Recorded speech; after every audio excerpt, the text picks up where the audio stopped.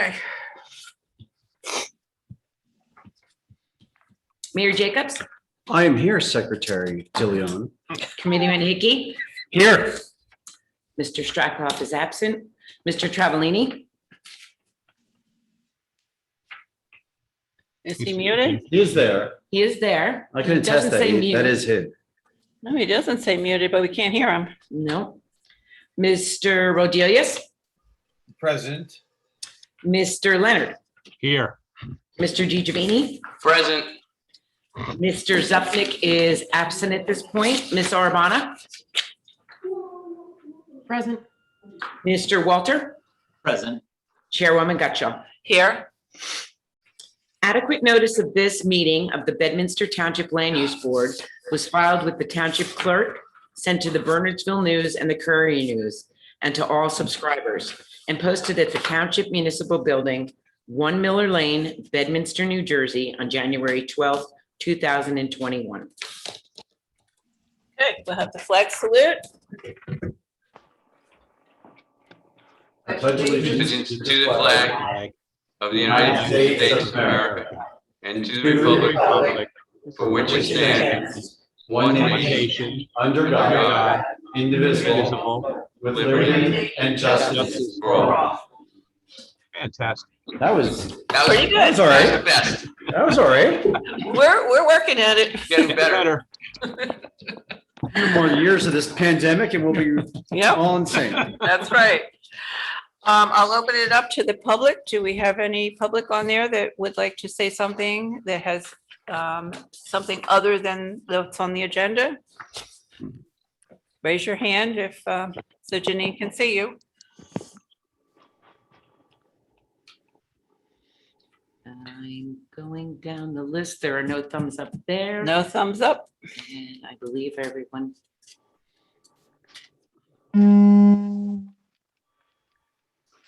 Okay.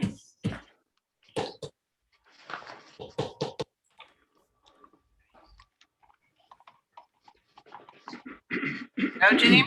We're okay? Nope, we're okay. All right, then I will close it to the public. And we have minutes from April 8th, 2021 that we need a motion to approve. So moved, Jeff. Anyone second? Second, Lou. Thanks, Lou. All in favor? Aye. Anyone opposed? Does anybody have to abstain? Janine, do you have? No, I believe that everyone was present. Good, okay. We have some correspondence here from Robin regarding the ordinance for the fees. Is there something we need to do with that, or is that just for our? No, we have to, just like we did for the master plan, we have to, I guess, approve that it is inconsistent with the master. It is not inconsistent. Not It's not inconsistent. I'm inconsistent. sorry, the Oh, double you're- negative. A double negative, yeah. So we have to approve that it is not inconsistent with the master plan. Okay, so I know most of you don't get involved with this fee schedule, but this is what Janine and Paul and I worked on. I'm assuming, Paul, this is what you had given to the Township Committee for approval, and there's been no changes? That's correct, yes. Okay, and I guess it is consistent, non-consistent with the master. Correct. So if I can just give some color. So this was Yes. presented to the Township Committee along with a few other ordinances for first read. And earlier this week on Monday, we held the second reading of all the other ordinances, and those ordinances were approved. During the first read, I asked Paul whether this ordinance would be considered a land use ordinance, since it's coming under Chapter 13, such that it would require consistency determination back from the planning board. Paul said yes. So even though, once again, this is an ordinance that originated with the planning board and then was provided to the Township Committee, Right. it goes back to the planning board for a final consistency determination. Okay, That's according to John Ballard. okay, I'll take his word for that. And so we need a motion, I guess, to approve it and, And to deem it not inconsistent with the master plan. deem it not inconsistent. Motion to approve? I'll second it. Who second? George. George, okay. I guess we need a roll call on that? Yes. Yes. Okay, Janine? Mayor Jacobs, Aye. Committeeman Hickey, Aye. Mr. Strickhoff is absent, Mr. Travellini? Can't hear him for some reason. I know. Actually, we don't even see him right now. No, we don't. I don't know where he went. Oh, Mr. there he is Aguirre. down the bottom, yeah. Mhm. Aye. Mr. Leonard, Aye. Mr. DiGiovanni, Aye. Mr. Zupnik is not here. Ms. Urbana? Aye. Mr. Walter? Aye. Chairwoman Gutschall? Aye. Rich just gave a wave and a thumbs up. A for thumbs aye. up, okay. Aye. Okay, he's got an eye going. Okay, the ordinance has passed. Now this goes back to Township Committee again for final? Is that Yes, what happens? so this will be, Yeah.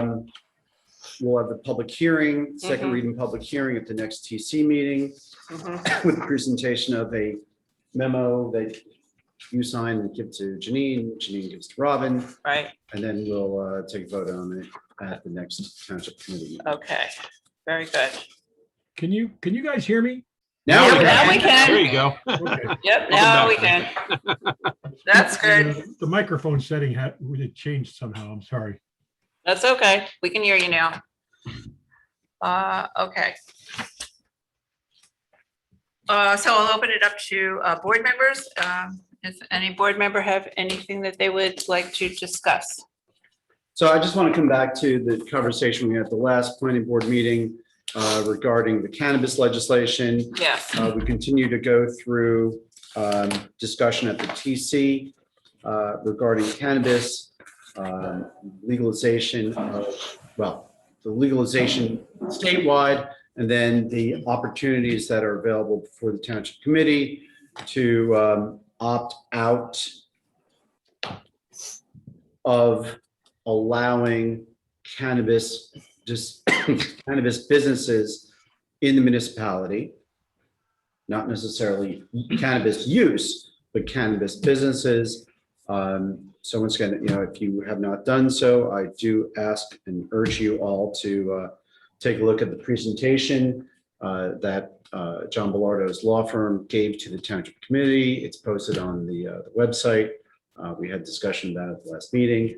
And then since then, Committeewoman Fernandez attended a seminar, and I believe we're also going to post that seminar on the website as well, that talks about pros and cons of cannabis businesses. And, just we're just doing our due diligence before we make a decision mhm, in any direction. mhm, So, the task, I asked each liaison to rec, which includes Committeeman Hickey, mhm. and to Board of Health, which includes Committeeman Hickey. and, Multi-talented, Land Use Board. Mr. Hickey, So we're never, look, you.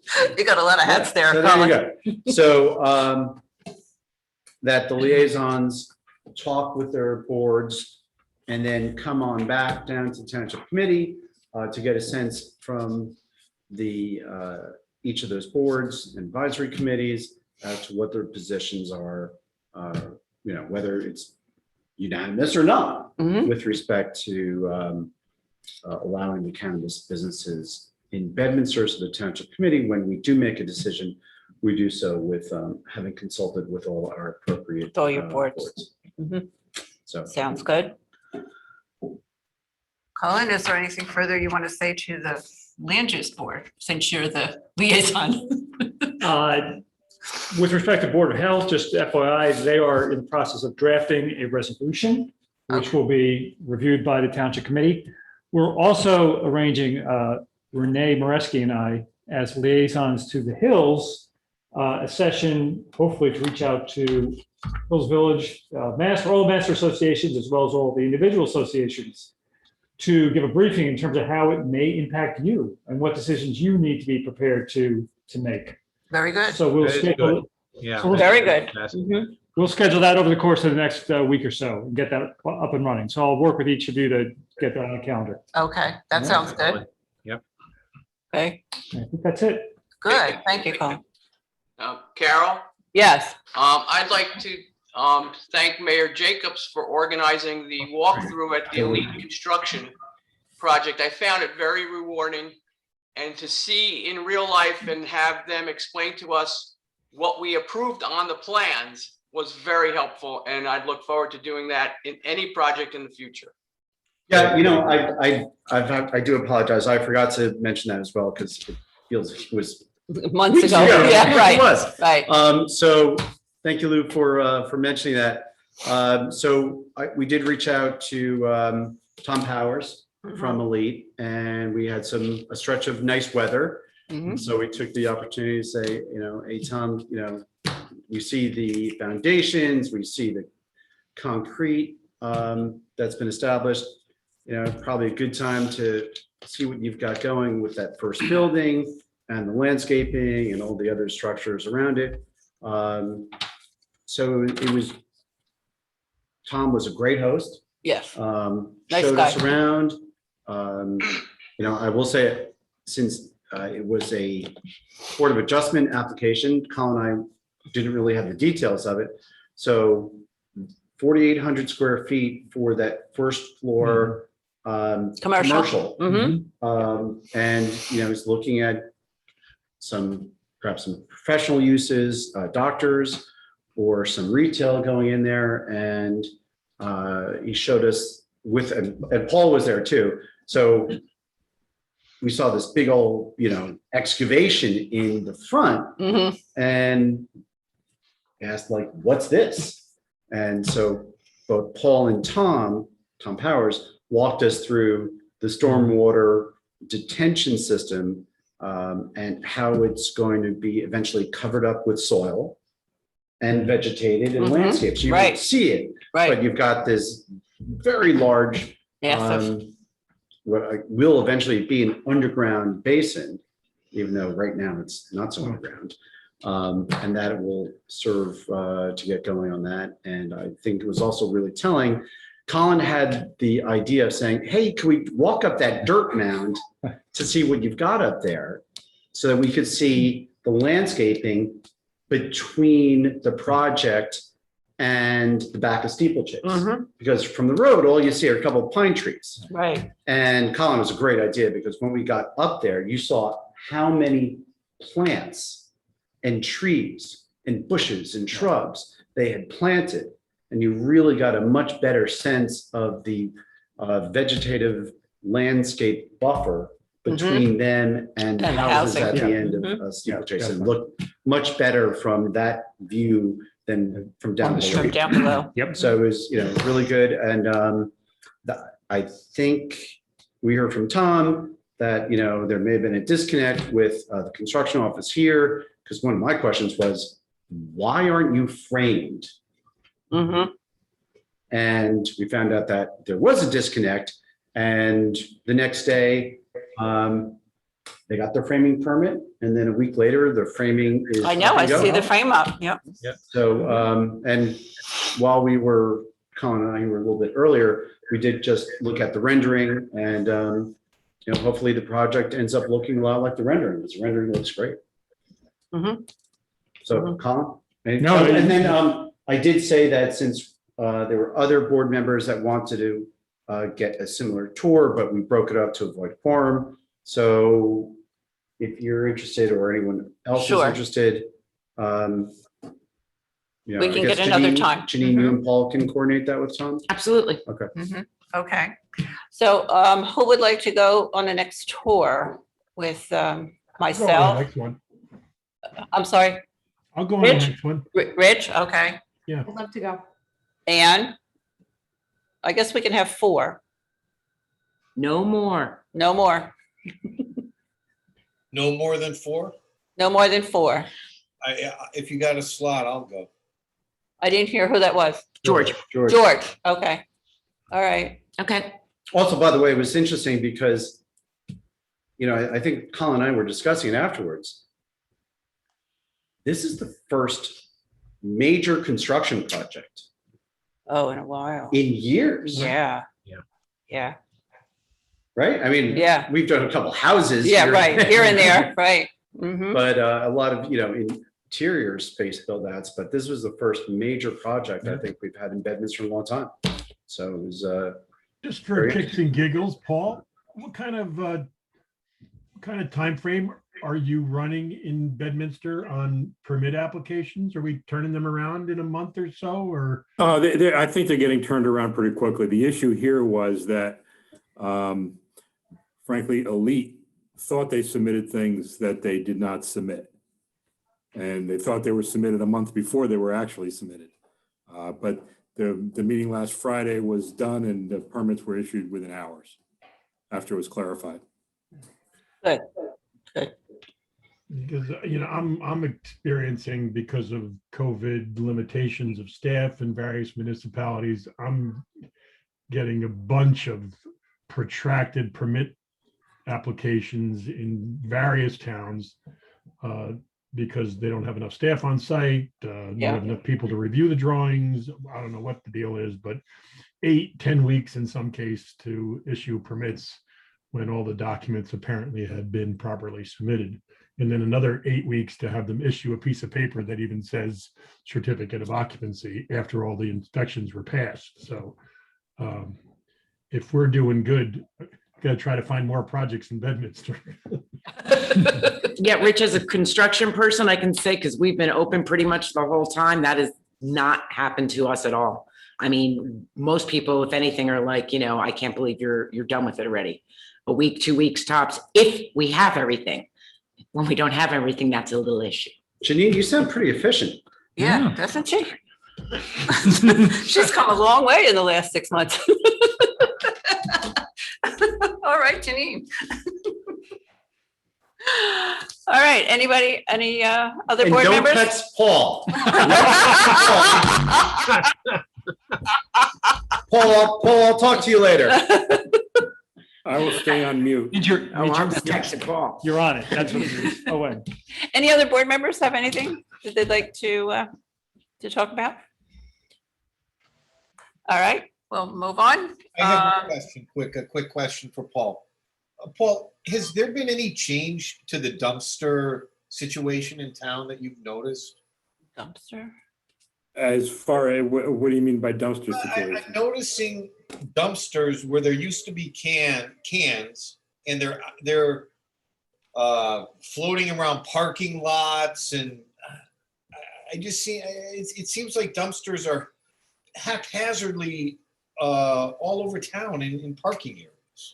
Yeah, I haven't noticed that, but if there are some that you want me to look at, shoot me an email. We'll check the site plans. Are they supposed to be confined? They're supposed to be wherever they're supposed to be shown on the site plan. And, the site plans we approve require them in Because I think what happened is enclosures. waste management without owner's permission is swapping out the smaller cans for these big dumpsters, and they won't fit in the areas that were designated. Sounds like the conversation we had yesterday with the recycling people. Right. Yeah, it does. Well, let me know, George, where you think those are, and Okay. I'll follow up on it with Thank the you. zoning officer. Okay, Madam Chairman, this is Tom Collins. yes. We have a scheduled hearing for 20 Route 206 scheduled for next Thursday. Correct. Frank Petrino, the attorney for the applicant, called me and left a message that they're going to submit revised architecturals and reduce the height and do a new notice to address the height as reduced. And they would like to have some time and carry their case from next Thursday to June 10th, the second Thursday of June. And that was okay with Paul and me and Janine, but I just thought maybe we could confirm that with the board and put that on the record tonight, and then Janine could change the agenda so that people don't come out next week. Okay, thanks, Tom. So that means we have nothing else scheduled for next week, right? Okay, so we get another vacation. Looks that way. Looks like we're have cancel next week's meeting then. And Lamington Farm, we have nothing new on that, so there's still no date on that. B and D Associates, we also have no date for that yet. Oak Developers has been deemed incomplete, so we don't have a date for that yet. So we're ready for our first application tonight. Michelle Fahey. Good evening, Madam Chairman. I'm Brian Fahey. Most of you know me, and for those who don't, I'm Brian. I have an office. I'm a lawyer with an office in Far Hills, and I'm here tonight representing Michelle Fahey, also known as Michelle Hill, who happens to be my cousin, technically my second cousin.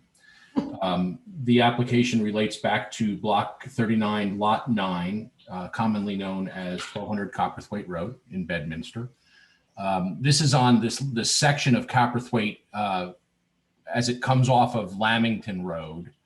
And as you go in Copperthwaite from Lamington Road, Michelle's house is the last house on the left. There's only, I think, 4, but it's the last house on the left before you enter the Lamington Farms, the Trump property. So her property is bordered on the east side. Everything to the east of it is Trump.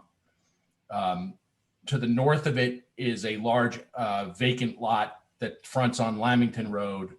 Across Copperthwaite Road to the south of us is also a large vacant lot. The closest house that I can see to our property looks to be about 1,100 feet away. Paul Fox from APGAR will confirm that later as I introduce him to testify as to the engineering components of the plan. But this is what we have. So we're the last large lot on the left-hand side on Copperthwaite before you enter the Trump property. It is, just to put it into a little bit of a context, it is a kind of a trapezoid shaped lot that fronts on Copperthwaite, which I think is technically a public road, maybe quasi-private, because it does get shut down did get shut down when the president was in residence at Lamington Farm Club, and may be shut down when the former president is in residence. I guess we'll know that soon. Maybe Paul Ferrara will tell us whether that's a fact or not. Not that it matters much, but anyway, it's the last house before you hit Trump. It's a trapezoidal shaped lot. It's undersized for the zone. It's about 8.5 acres gross. To the right of way, it's a little over 8. So it's in the R10 zone. It's an undersized lot. And so the criteria is a little bit different, how we're going to deal with this from a planning perspective. Michelle, as I mentioned, is my second cousin. She's fairly new to Bedminster. She and her husband, she, by the way, is the attractive lady who you'll see who purports to identify herself as Bilal Hill on this Zoom meeting. Bilal is her husband. She and her husband have lived at 1200 Copperthwaite for a couple of years now. She is one of these extraordinary women who has not just one, but 2 sets of twins. Her oldest 2, ages 13 and 13 are twins, and her youngest 2, ages 3 and 3 are twins. She and her husband have 6 natural born children. They recently took on a 7th, let's call him a foster child, a young teenager from Puerto Rico, who is with them for a minimum of 2 years. So there are 7 children in the Fahey Hill household at 1200 Copperthwaite. And this application, as you see, is to improve the property, to add a swimming pool and a tennis court to the property.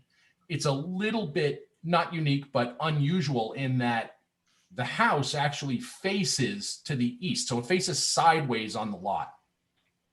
The driveway is east of the house as well. So it comes around and so basically the front door faces the Trump course. And so when you drive up Carperthwaite Road, if you could see it, you would see the side of Michelle's house. It's hard to see because there is a vegetated buffer between Carperthwaite Road and the house. You can get glimpses of it, but it's very difficult to actually see the house. So this is the subject property. The application that we have filed seeks two variances, a C1 and a C2. The first variance was because the tennis court is, according to the plan, a little bit within the front yard setback. Now the tennis court is behind the house, but because the house faces the side, it's technically in the front yard setback. In his review letter, Frank Banish makes several great suggestions, one of which is to physically move the tennis court, which would relieve us of that C1 variance. And we can do that. And Paul Fox will get into that a little bit more detail, but we're going to take advantage of Frank's suggestion to actually physically move the tennis court by 30 feet, which relieves us of the C1 variance that we would otherwise be seeking and do seek in the application.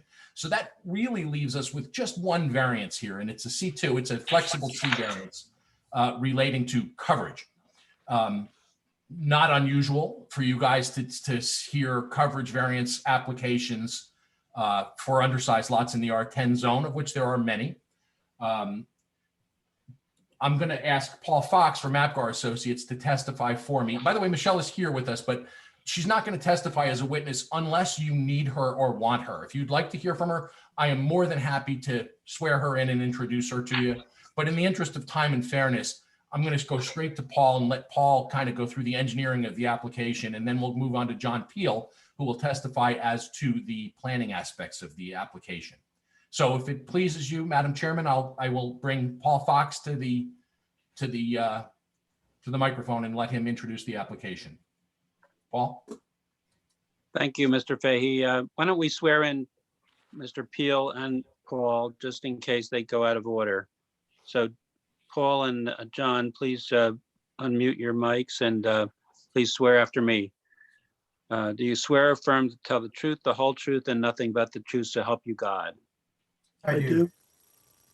Thank you, gentlemen. And please state your name, spell your last name, and give us an address.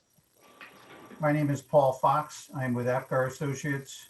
We are located on Demund Place in Far Hills. I'm John Peel. I'm with PK Environmental Planning and Engineering, and we operate out of Chatham, New Jersey. Thank you, gentlemen. And we'll just confirm for the record that the board recognizes and accepts Paul Fox as a professional engineer and John Peel as a professional planner and environmental consultant. Please go ahead, gentlemen. Thank you, Tom.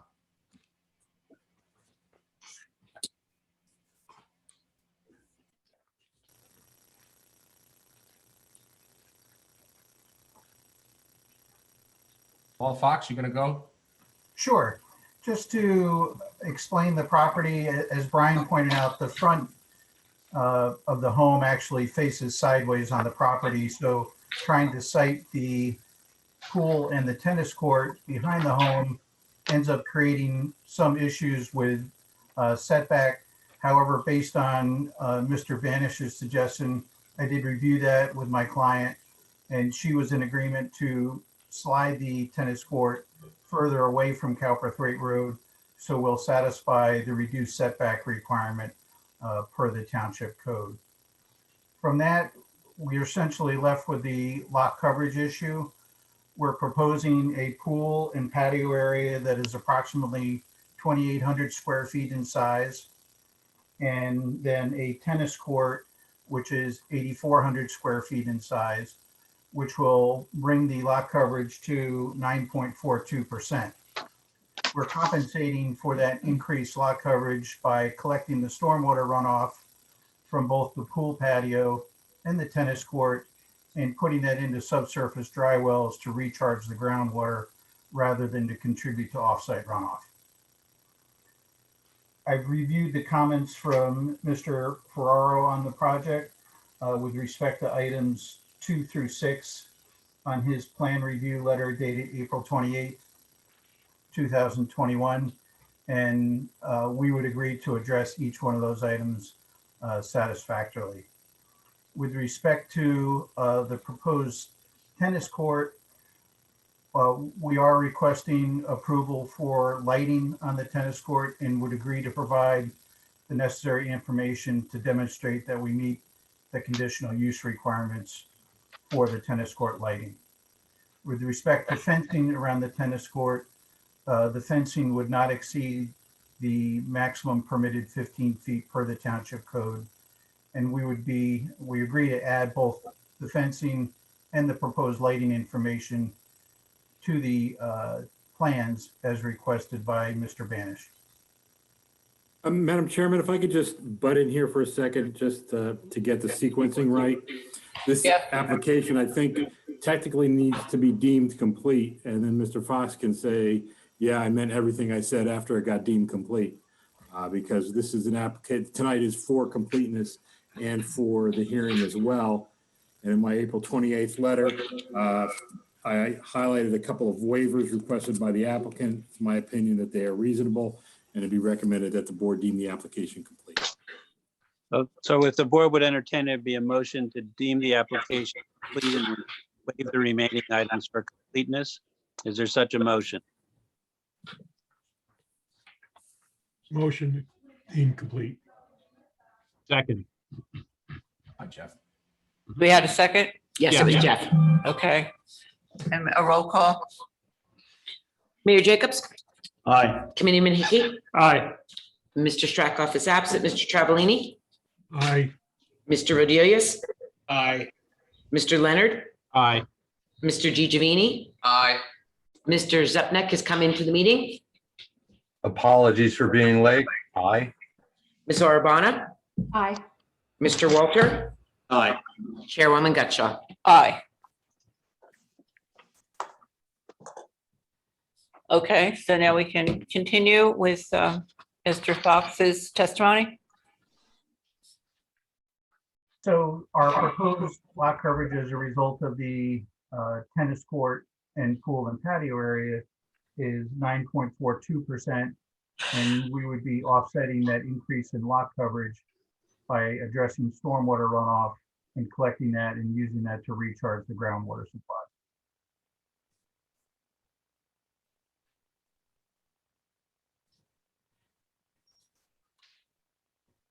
Okay, so I offer the witness to the board for any questions or comments they might have. I'll open up to the board. What was that last comment, that there's a offset from the 9%? The township code includes one provision that for non-conforming lots that are smaller than the required 10 acres, that based on the ratio of the lot size to the required lot size, the setback requirements can be reduced accordingly. So for this instance, where the front setback requirement would normally be 200 feet, the reduced front setback, because it's a subsized lot, is 160 feet approximately. Okay, so that's with reference to the front yard setback. That's right. For some reason, I thought that was in relation to the lot coverage. No, it is not. Okay. What is the construction of the tennis court? Is it clay, grass, or another surface? This would just be a paved tennis court. We did look into the possibility of using some of the open grid materials that you see used on some volleyball courts. For instance, if you go to volleyball tournaments, if you have a teenager that plays volleyball. But unfortunately for tennis, that's not a practical surface to be using, because for tennis, the ball has to bounce off the surface, and that plastic grating doesn't provide a consistent response.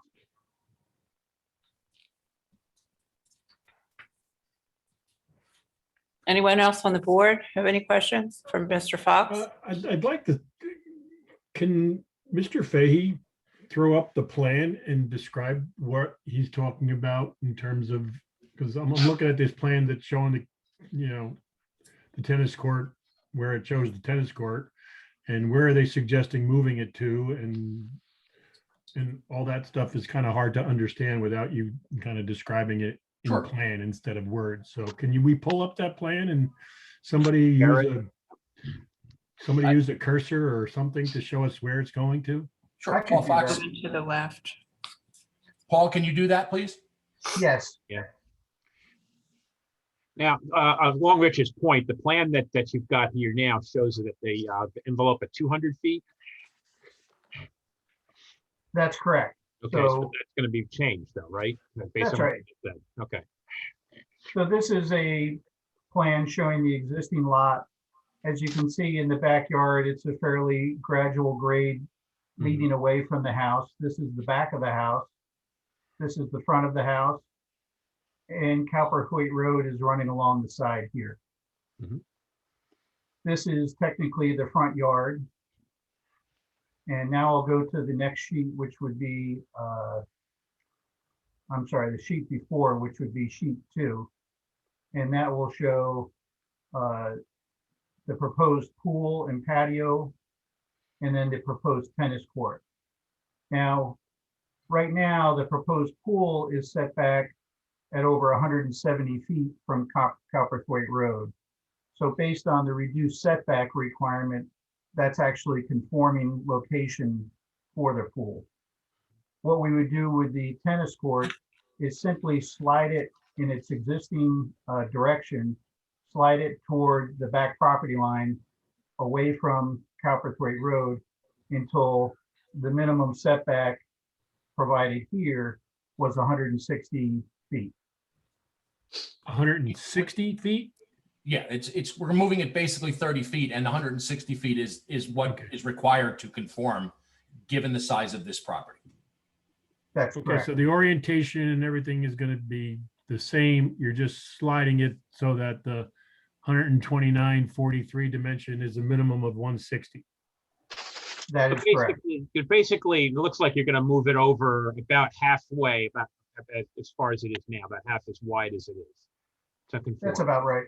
Yeah, somewhere in that neighborhood. Just if you want to visualize that, Rich. But, Okay. yeah.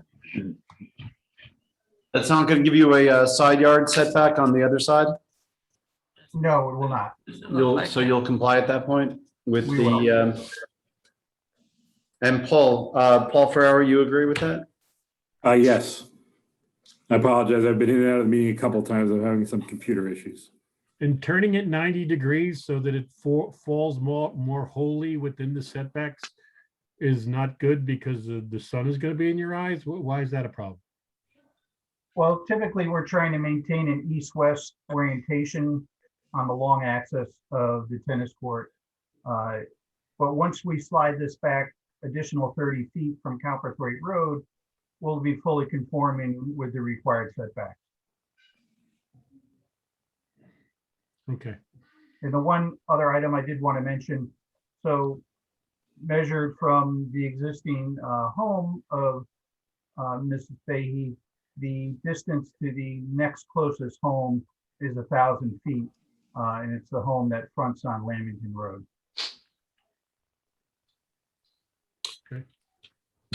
Question for Paul Fox is, looking at the aerial, you got some trees. Looks like there's talk of some trees to the, I guess, what is that? The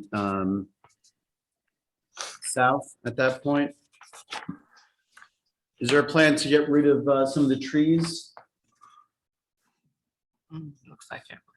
Trees in this area would have to be removed, as well as in this area, to accommodate the tennis court. So from Cowperthwaite, is that going to change the views from the road to the tennis court or the pool area?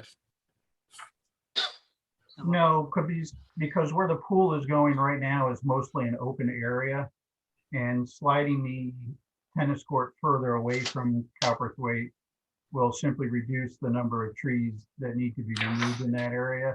Presently, the vegetation along Cowperthwaite Road is quite heavy and provides a good vegetative screening, even with the location of the septic disposal beds there.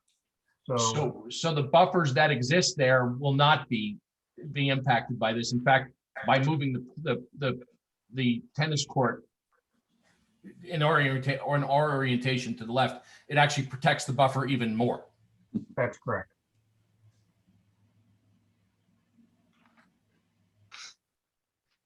I'm looking at a Google Maps thing simultaneously here.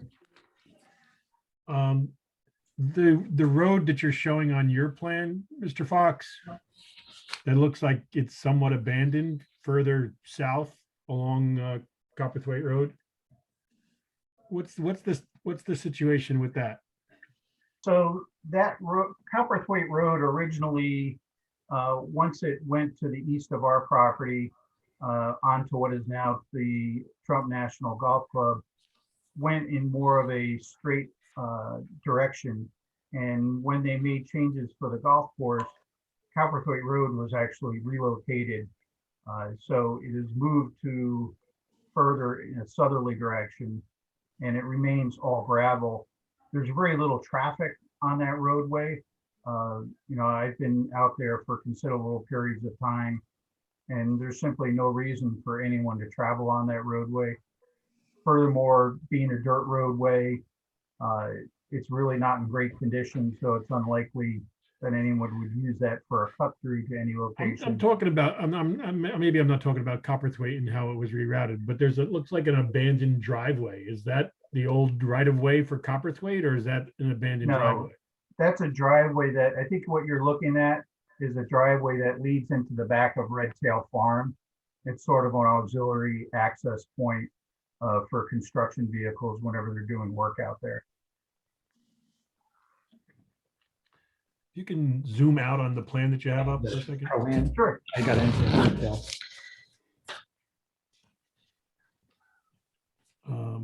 It says gravel TBR on one of the plans. That's an old access point for landscapers, and we would be removing that and filling that in with landscaping. So Oh, okay, good. That's where I was going. Thanks, Oh, Tim. I'm sorry. I thought you were talking on the opposite side of the road. I apologize. Yep. And these two structures that look like wells or retention bases further south on the property line, is that in fact what they are? These here? I think that's where we're talking about. Yeah, they're just to the southwest of that abandoned driveway. Sure. Those are the existing septic disposal area as well as a reserve area. Okay. And those aren't considered structures otherwise within the setback? No. Okay. Mr. Fox, oh, you done, Rich? I'm sorry. Yeah, I am, Carol. Go ahead, Okay. I'm sorry. Mr. Fox, the driveway is all gravel. The driveway that we're removing is all gravel. The driveway for the existing home is paved with pavers. It is. Yes. I see. Okay. And can you tell me what, how many square feet that is of the total that's part of the coverage? Sure.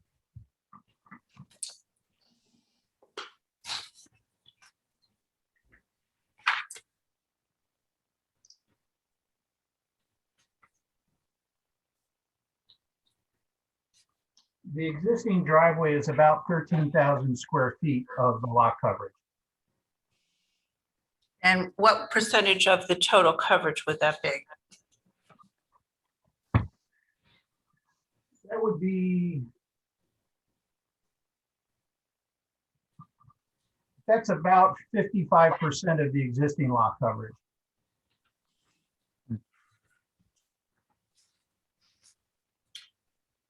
Okay. Tim Walter, I have a question if I can.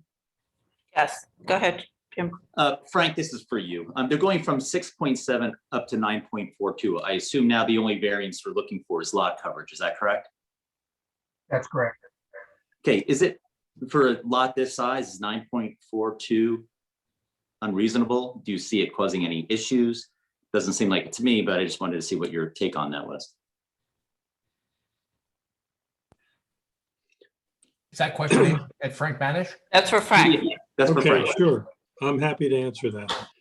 In situations where the coverage is being increased substantially and the surrounding land use character is very low density, which I would characterize this to be, Mhm.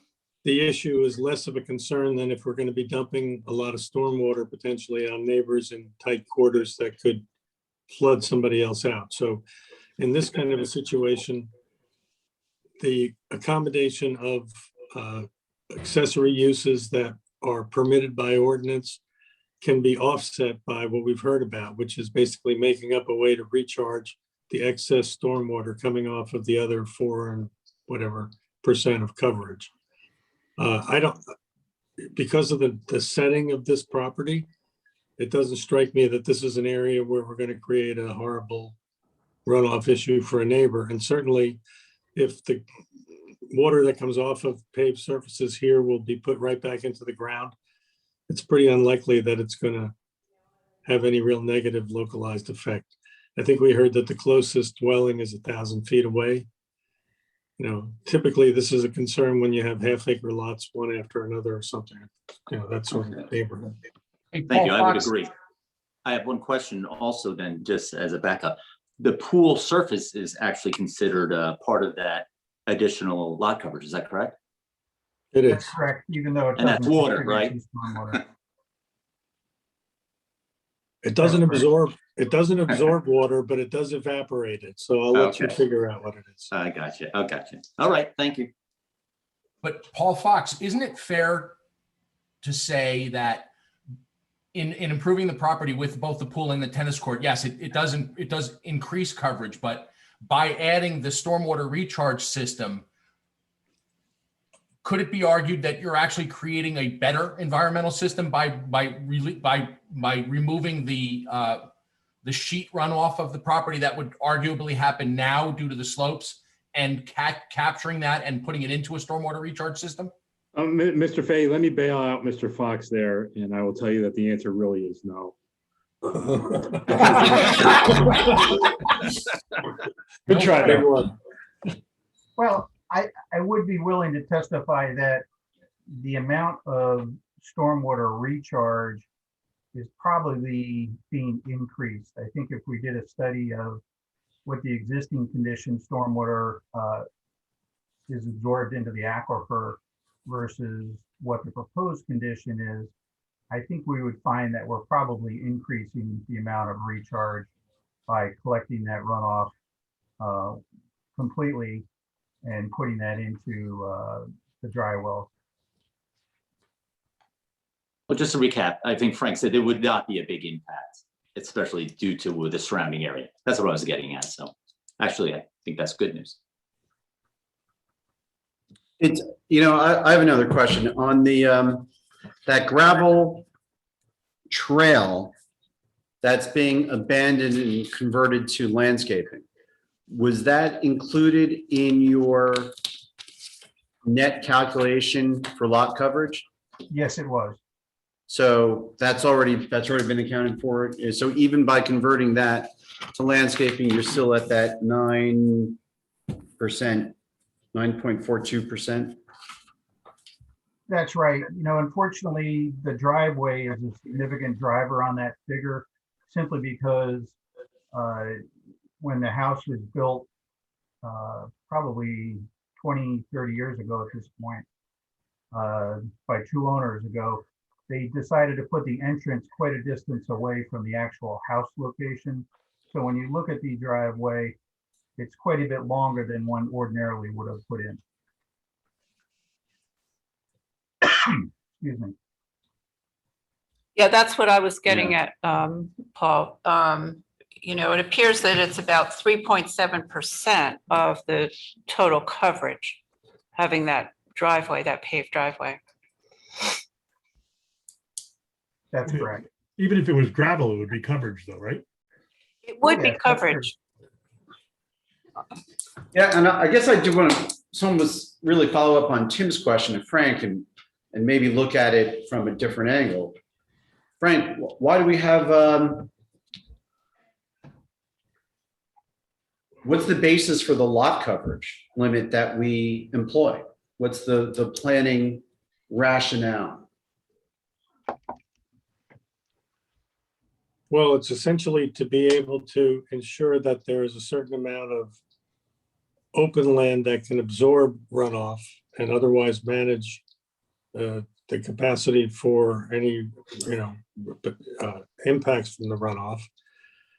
If you're asking me what's the magic about 5%, that's a much tougher question than why do we limit coverage? And again, as I said earlier, I think that those kinds of impacts become much more magnified in higher density situations that have not been managed with an overall stormwater approach. But in this part of town, between the cemetery across the street and the relatively low intensity of neighbors, I think this is the kind of setting where you can make the arrangement that says, yes, if you offset the additional runoff. But you have to think about the fact that there's two parts to the runoff, right? There's both the rate and the total volume.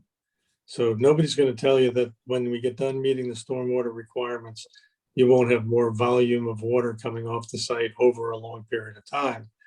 But they can tell you that you won't have a rate of runoff that exceeds the rate before development. So, and, Frank, not to sort of nitpick on this, but, I have to imagine that there's a little bit more than runoff for lot coverage. If we were looking at these as accessory structures, would you have that same opinion if they were plopping down a big old barn or something else back there? I think we might take a different view of this. So I'm trying to get a sense, because this is already exceeding lot coverage in existing conditions and pushing it to 9.4%. And maybe this is something that John Peel is going to address in the planning testimony. So before we get to the planning testimony, I'm trying to get a better sense of, we have a zoning ordinance establishing lot coverage, and it's already non-conforming, and we're going to expand that non-conformance. And I get where I certainly know where the property is, but I'm just trying to justify that 9.4%. And I know that's gonna be planning testimony, but since Tim asked that first question, I just trying to get a sense of Mr. Mayor, let me something more than runoff. Mr. Mayor, this is Paul Farrell. Let me take a swing at that, because I get the question all the time when people come into the office and say, I want to put in a gravel driveway. I want to put in, a permeable deck. Why is that lot coverage? And part of this goes to what is lot coverage. And the reason why we regulate lot coverage and not impervious coverage is really, as you said, it's to regulate how much stuff can be on a piece of property, whether that's be the house, accessory buildings, swimming pools, tennis courts, all those things, whether they're truly permeable or not. If you read the definition of lot coverage, it's very broad in the township ordinance. So that's why the standard is there.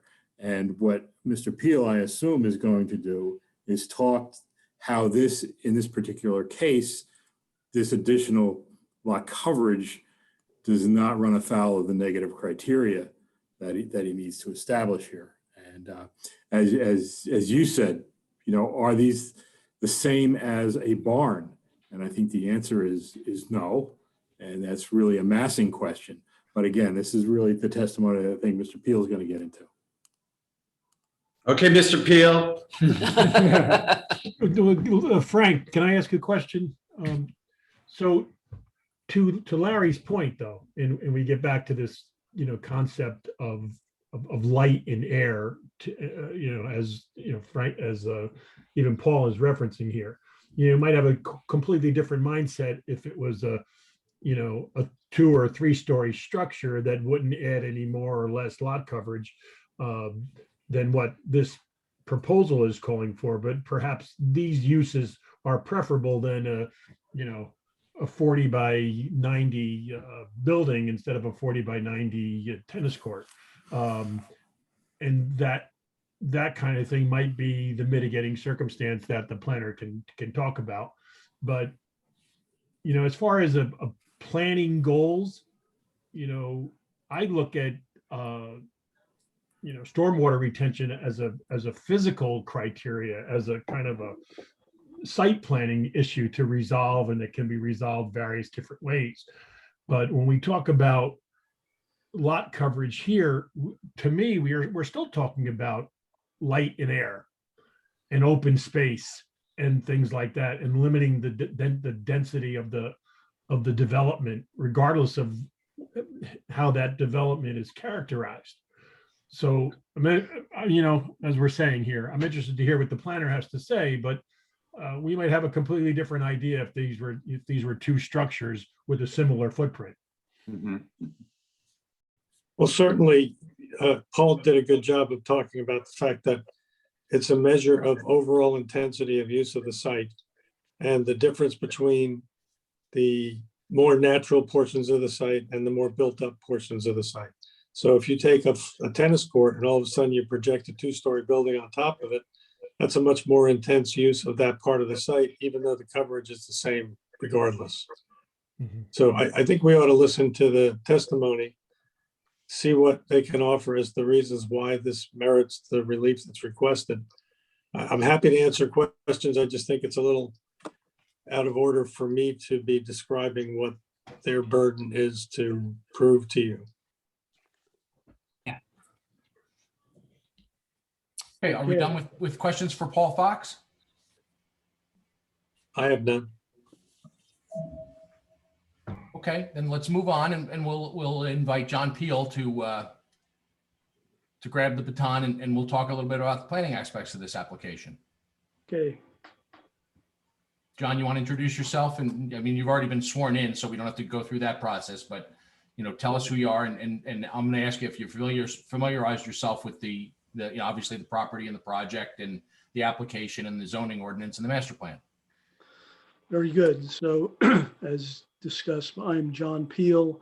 I'm a licensed professional planner, and I'm here to testify as a planner tonight. I'm also an environmental consultant who has observed this project and this property, so I can talk to that to a limited degree also. So so I have familiarized myself with the plan, and with respect to the applicant's burden of proof is subject to prove that the purpose of zoning is advanced by a deviation from the ordinance. So you're getting into the criteria for a C2 variance, right? You're in agreement that the variance that we require is a C2 flexible C, which is a benefits v detriments balancing test? Yes, yes, I am, as you represented, yes. Great. So the lot coverage overage it's an interesting balancing act in this case. We have to provide proof that the social benefits, in our opinion, is that the social benefits of the proposal do substantially outweigh the detriments. So the excess coverage being the negative criteria, they have the mitigating factors are this provides a social benefit to the family without detriment to the zone plan or ordinance. As you guys were discussing, these aren't buildings, these are flat surfaces, swimming pool and a tennis court. The prime mitigating factor is the stormwater management aspect. If we were looking at a floor area ratio argument, this might be more problematic, but that goes in line with a building as opposed to a flat coverage issue. So you agree with Mr. Banish that the kind of two-dimensional aspect of this plan is different than if we were talking about a riding ring, a building, a three-dimensional building that creates an obstacle or it has a visual impact that exceeds what the two-dimensional aspects of what we're looking for here, right? Yes, and that there's also, that factor is also mitigated by the fact that there's a very good vegetative buffer along Cowperthwaite Road that could possibly even be enhanced, but it's very thick now. So the visual aspect is really a non-starter. And it really, the whole issue is lot coverage and, in my opinion, stormwater management. Because other than that, the uses are consistent with the R10 zone plan, consistent with the master plan, and they really don't cause any substantial impairment to the plan or ordinance, in our opinion. So I don't know if that sheds any light. So your testimony is that the board, if the board granted the variance, it would not cause a substantial impairment of the zoning plan or the ordinance? That's correct. That's right, yes. Great. And would this, if the board were to grant this, would it have a substantial impact on the neighboring or surrounding properties? No, the neighbors, it's as was testified, this is technically at the end of the public portion of this road. It's the last house on the left. There's no further neighbors around. The golf course is the immediate neighbor to the east. To the north, there's nothing there. And to the west and south, there's no structures there. So and again, stormwater can be controlled very effectively. There's no wetlands or streams on this property. So by nature, it's moderately well-drained conditions, and the surface soils and the subsurface soils can probably, manage stormwater runoff very effectively. With respect to positive criteria, it meets the purposes of the municipal land use law in a number of different ways. It encourages the appropriate use of development. It provides adequate light, air, and open space. And it promotes the conservation of historic sites and districts. This is right next to a historic cemetery, has no effect on that. So I believe it meets the positive criteria in those purposes of the MLUL. Okay, so the property is well suited to the use. That's your testimony? Yes. Yeah, and the benefits from the deviation of the zone standards outweigh any detrimental effects. I think you testified there really wouldn't be any detrimental effects, but I'm not going to put the words in your mouth. If that's what I want to ask you is, will the benefits of the deviation outweigh any detrimental effects that could come as a result of the approval? Yeah, I believe the social benefits, providing recreational opportunities to the landowners, are substantially outweigh the detriments, which is the stormwater lot coverage issue. Got it. Okay. And you've indicated that there are at least one, in fact, I think you named 4 of the purposes of zoning from the municipal land use law that are in fact enhanced by this application, right? That's correct. Okay, terrific. So I think that we've dealt with the positive and negative criteria. Now, do you want to, is there anything else that you need to bring forth on this application? I don't think so. I mean, I just think the social benefits they have a lot of, it's a big family. You're going to, in this time of COVID, everybody's wanting to build pools and tennis courts and so on. This provides that public interest for this particular family without any negative impacts. Great. Great. Okay, then I'm going to offer the witness to the board for questions and to the experts for questions. Mr. Pio, question for you, since you mentioned your environmental creds. Was any consideration given to the permeability of the patio and the tennis court? I'd have to defer that to the project engineer, but it was discussed. I'd have to defer to Paul Fox on that. I did not have those conversations. If I might, I could add that the tennis court is of course impervious, but there are mitigation factors that Mr. Fox has added, that the engineers have added to this application to capture the stormwater from the tennis court. I think that we could have done it in some type of pervious pavement. It would not change the calculations. But I think we've already covered that because we've got the stormwater recharge. And Paul Fox, if you could just help us understand whether that's true or not. Yes, with respect to the tennis court, because of the colored surface that gets applied to the pavement, the opportunity for using a porous pavement is not there. The colored application that is the final coating renders that surface impervious, which is why we provide for collection of all the stormwater runoff from the tennis court. With respect to the patio, I think from a practical standpoint, there is a certain amount of infiltration that occurs along the joints between the patio pavers. For our purposes of calculating stormwater runoff, we don't assume any perviousness of those pavers and provide for the full required stormwater storage and dry wells for runoff from the pool patio.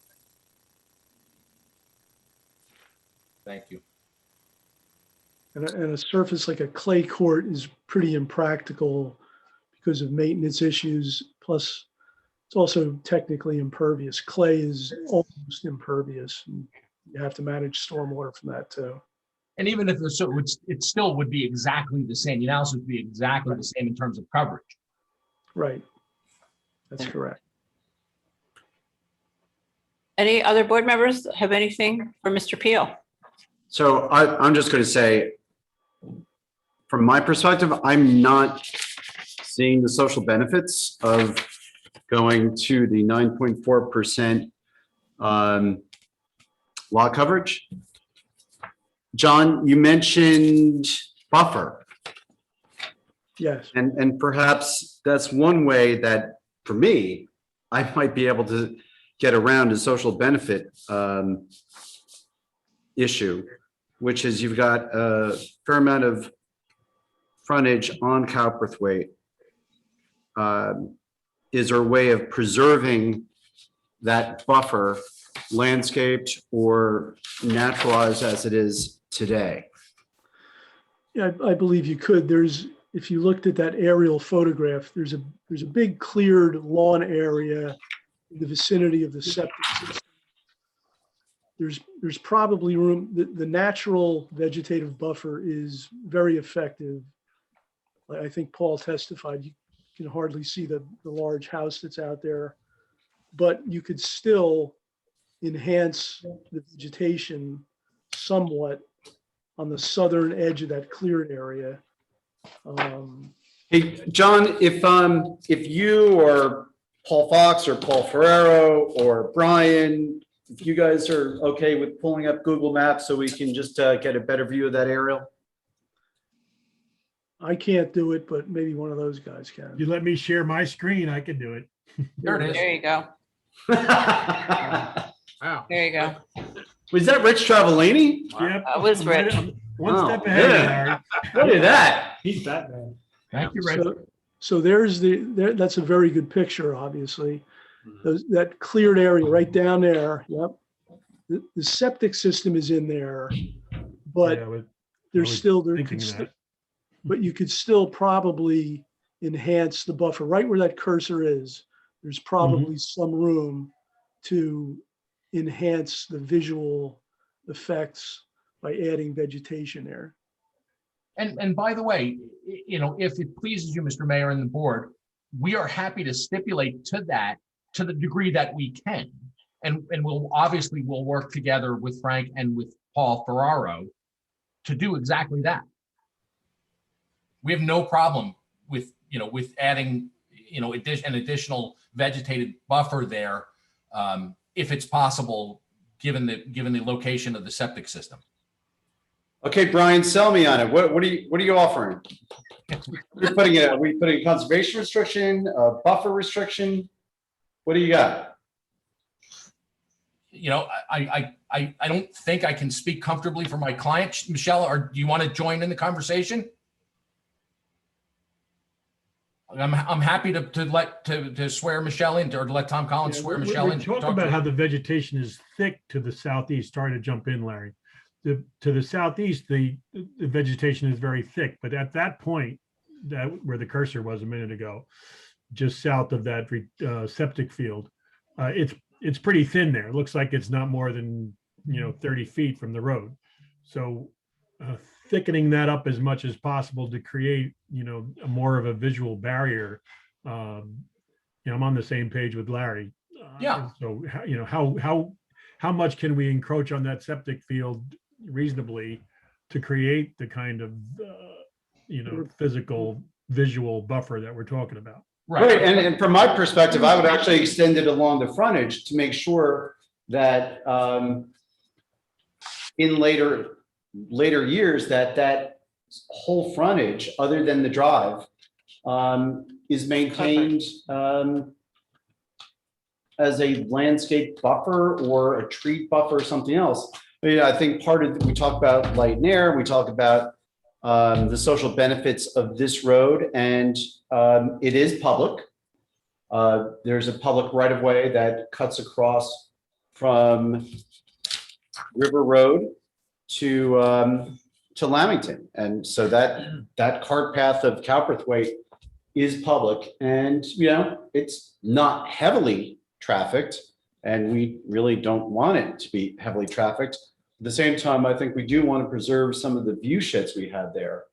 And if we're going to go to a 9% lot coverage and expanding the existing nonconformance, I would like to make sure that from anyone who's traveling on that road, going to the historic Black Cemetery that's right across there, that we maintain that look of Cowperthwaite. And like I said, we're happy to stipulate to that to the degree that we can. I think that because we don't really, at least at this point, understand the technical aspects of the septic system, I don't know how we can quantify that, but from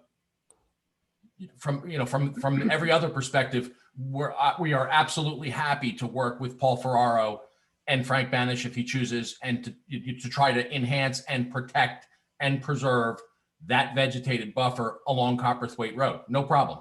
And there appears to be, by a rough measurement, there appears to be like about a 50-foot distance between the edge of the septic system to the road. So that could be enhanced again. Yep. Yeah, And if as long I as we could can do just- it within reasonability, we will do it. If I could weigh in on that briefly, it is a combination of evergreen and deciduous material. There are view lines into the site in a couple of places, but mostly through that old driveway that's going to be removed and revegetated.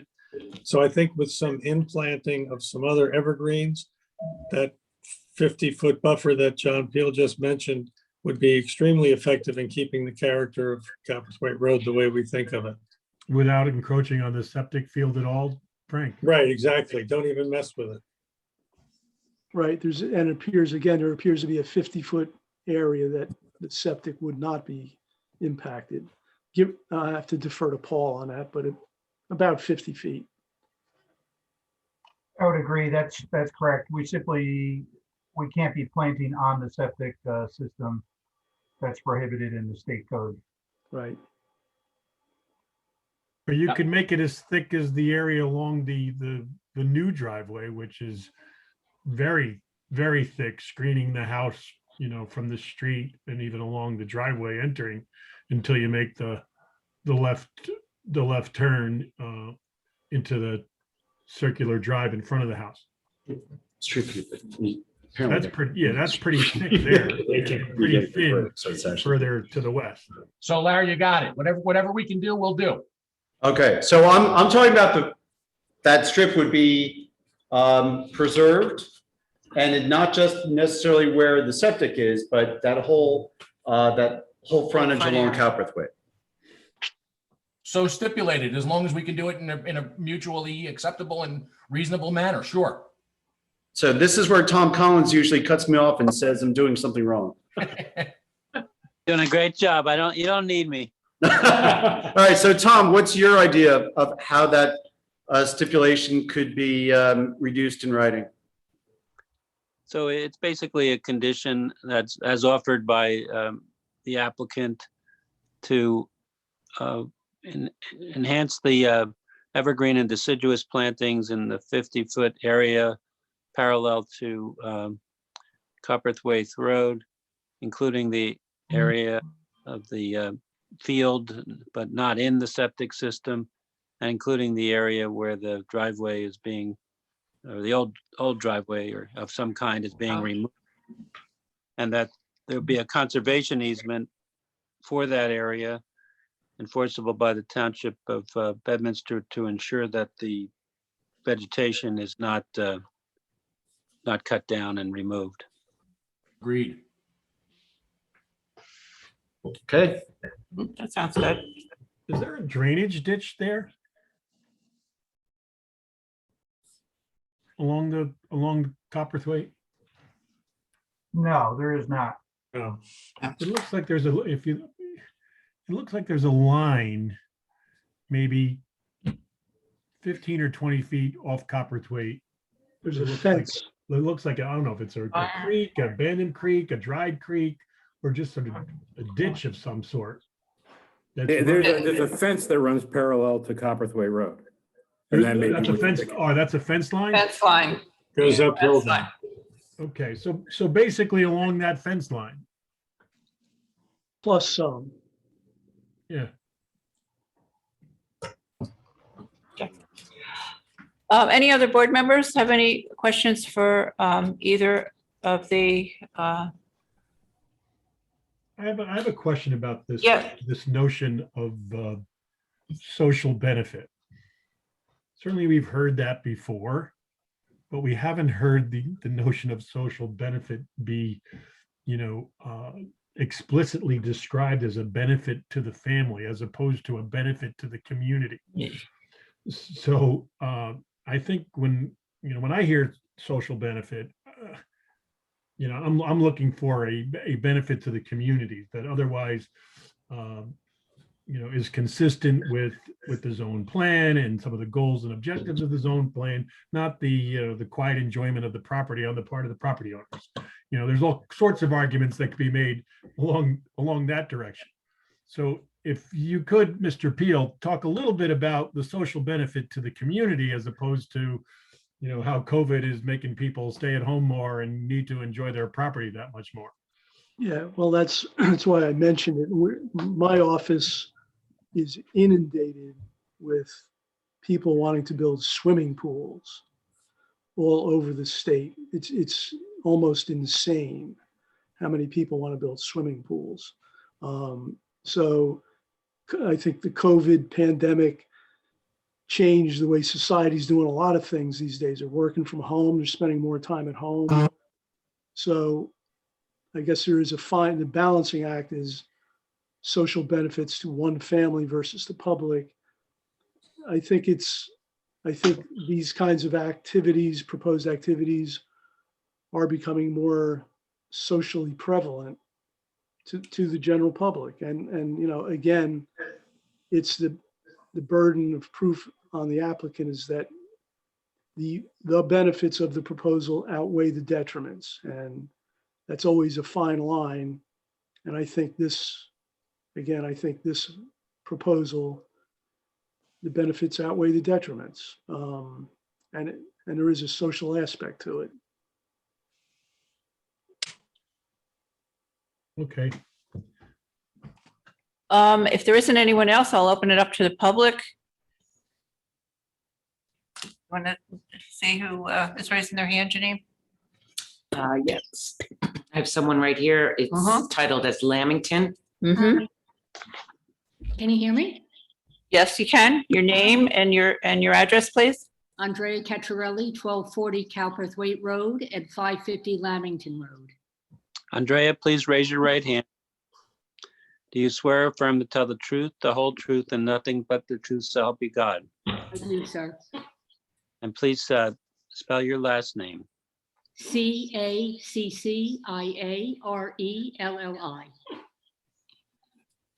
Please go ahead.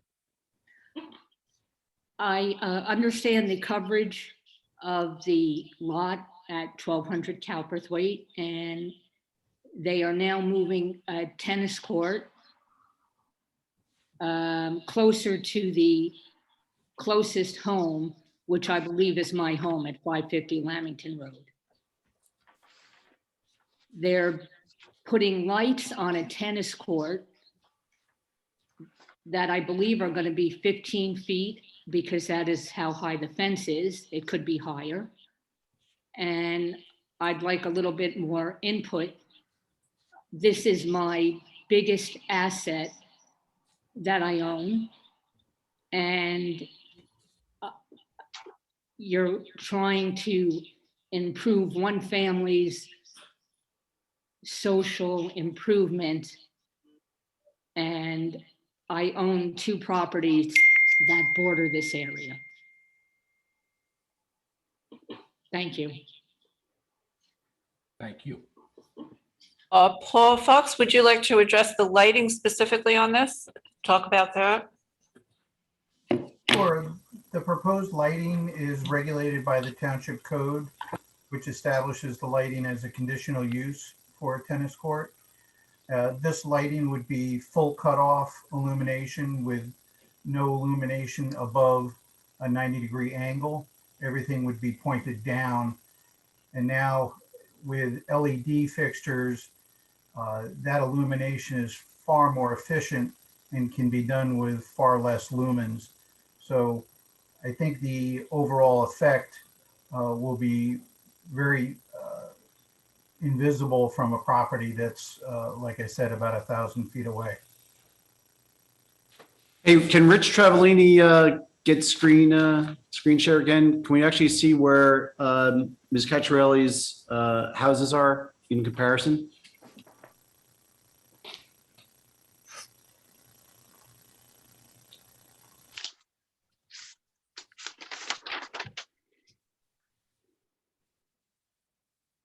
So we're talking about the house all the way up here. Is that correct, ma'am? Yes, And we're talking about a tennis court all the way down here. yes, and my property borders at 1200 Cowperthwaite also borders that lot. I am directly to the west of that tennis court. A vacant lot. Yes,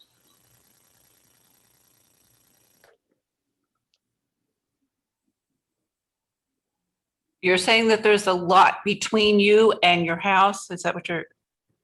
She owns both. I own 39, block 39, lots 5 and 6. And you're talking about block 39, lot 9. I think they share a border with the western Fahey property border, Correct, all the way out to Lamington. correct.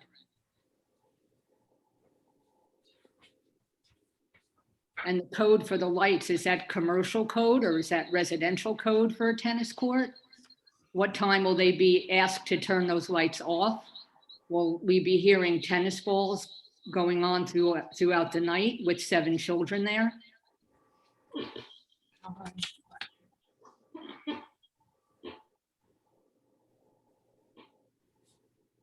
I think it's fair to establish a lighting hour limitation for the property. I certainly don't think anyone would be playing tennis beyond 10 o'clock at night.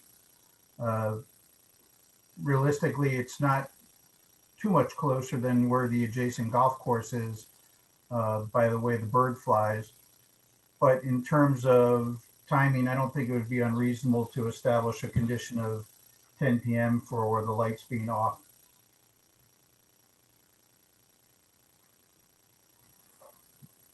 Will the lights be on all time or will they I think be? 10 o'clock is late if you have children.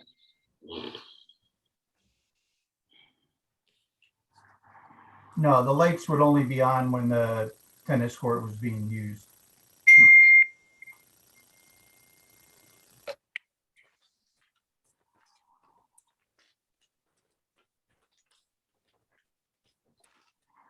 What is the height of the lights, Paul? I'm looking to see the I light. expect that the height of the lights would be somewhere between 15 and 20 feet, although I don't have a detailed design for those yet. But again, we would comply with the township standards for those lights. And the level of lighting would be the recreational class 4 standard for lighting.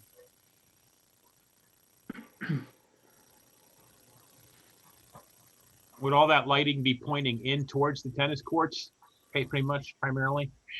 That's correct. It would be on the perimeter, but it's only focused downward. There's no horizontal direction or angle to the lights. Right. They're complete full cutoff, what we conventionally refer to as a shoebox luminaire, where there's no light cast above a horizontal line. Again, Madam with the Chairman? LED technology, they can be focused and utilized to provide much more uniform illumination on the tennis court. Madam Chairman, this is Paul Farrar. What I would just like to do is go over what the conditional use standards are for recreational lighting. So everybody is aware of that, because this technically needs a conditional use approval from the board. There are really 4 conditions in the ordinance in 13601.6. The first is that and I'll read these verbatim, lighting of exterior recreational facilities, tennis courts, riding rings, and other uses, close paren, shall be designed to minimize its impact on adjoining properties and roadways. This minimization shall be accomplished through the use of shields, proper orientation, selection of fixtures, and other controls. Second condition says lights shall be extinguished not later than 11 p.m. The third condition says light stanchions shall be the minimum practical height for the intended use. And the last condition is illumination levels measured at the property line shall be less than 0.1 foot candles. I can tell you that without having seen a design, with the new LED fixtures, there is 0 chance that you will have a measurable foot candle level more than 15 feet beyond the edge of the tennis court, and it may be even closer to that. So the last condition is really not one that's difficult to meet. The light stanchions, that height, I think Mr. Fox has already testified to. The time of the lights being extinguished, I think it's been offered to be 10 p.m. instead of 11 p.m., which is the condition in the conditional use. And the first condition talks about the orientation and shielding of the fixtures, and Mr. Fox has already testified on that. Yeah, just for the record, we would certainly stipulate, we understand that we are bound by those standards that are in the ordinance and fully intend to comply with, including that a further limitation from the 11 o'clock standard to 10 o'clock. I still think 10 o'clock is too late. And I think in your stipulation, number 1, the orientation of the tennis court has to be moved because you can't abide by the coverage percent. And that orientation of the tennis court is moving it closer to the home at 550 Lamington. You're moving a tennis court 100 feet because you can't abide by the coverage of the land. No, that's actually not, no disrespect, but that's not true. We're only moving it 30 feet. I'm sorry, because you have to move it away from the setback. In order to reach the setback, in order to comply with the setback, we can shift the court 30 feet. It doesn't make it, it's actually no closer to the lot on Copperthwaite. And geez, I'd be surprised if it's more than a few feet closer to the property on Lamington Road. Because it's being shifted to the north, not to the west. I have a question, guys, because a question is raised in my mind that, and I'm not really sure by any of the documents that we have, unless I'm not looking at the right thing, Janine.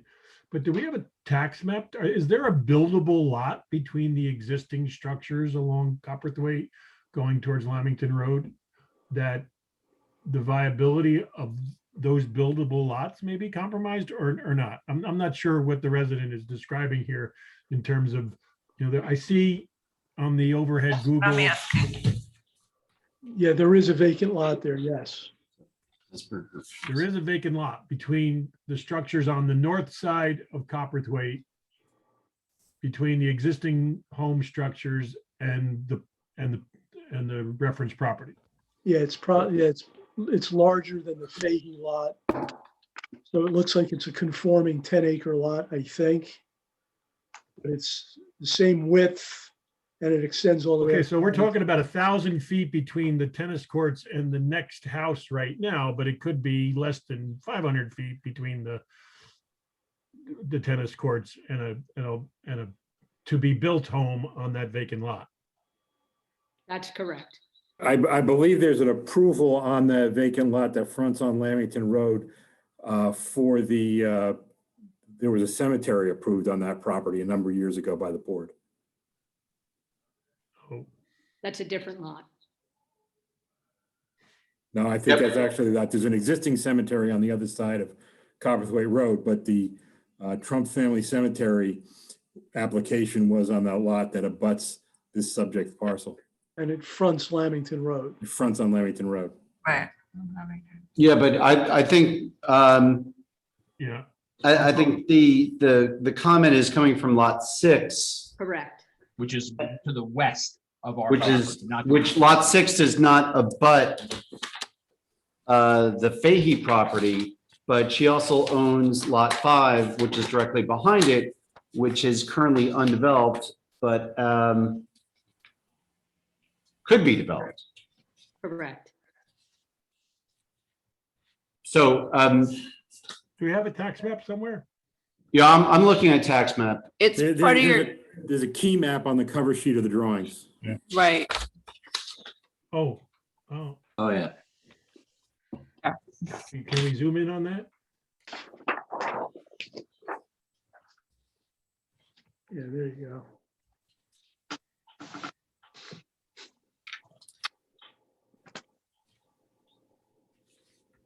Yeah. Lot 5.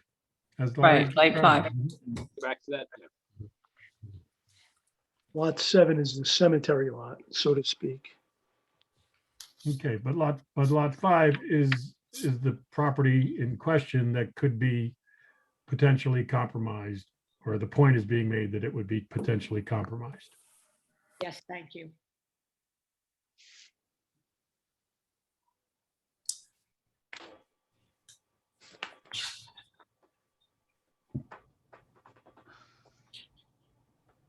And I'm sorry, ma'am, you own lots 6 and 5? Yes, sir.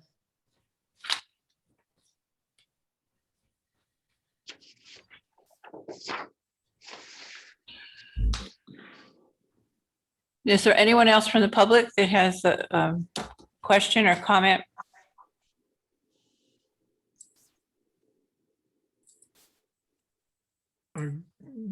Paul, can you shift your focus again back to the overhead picture there? So we talked about increasing the buffer along Copperthwaite.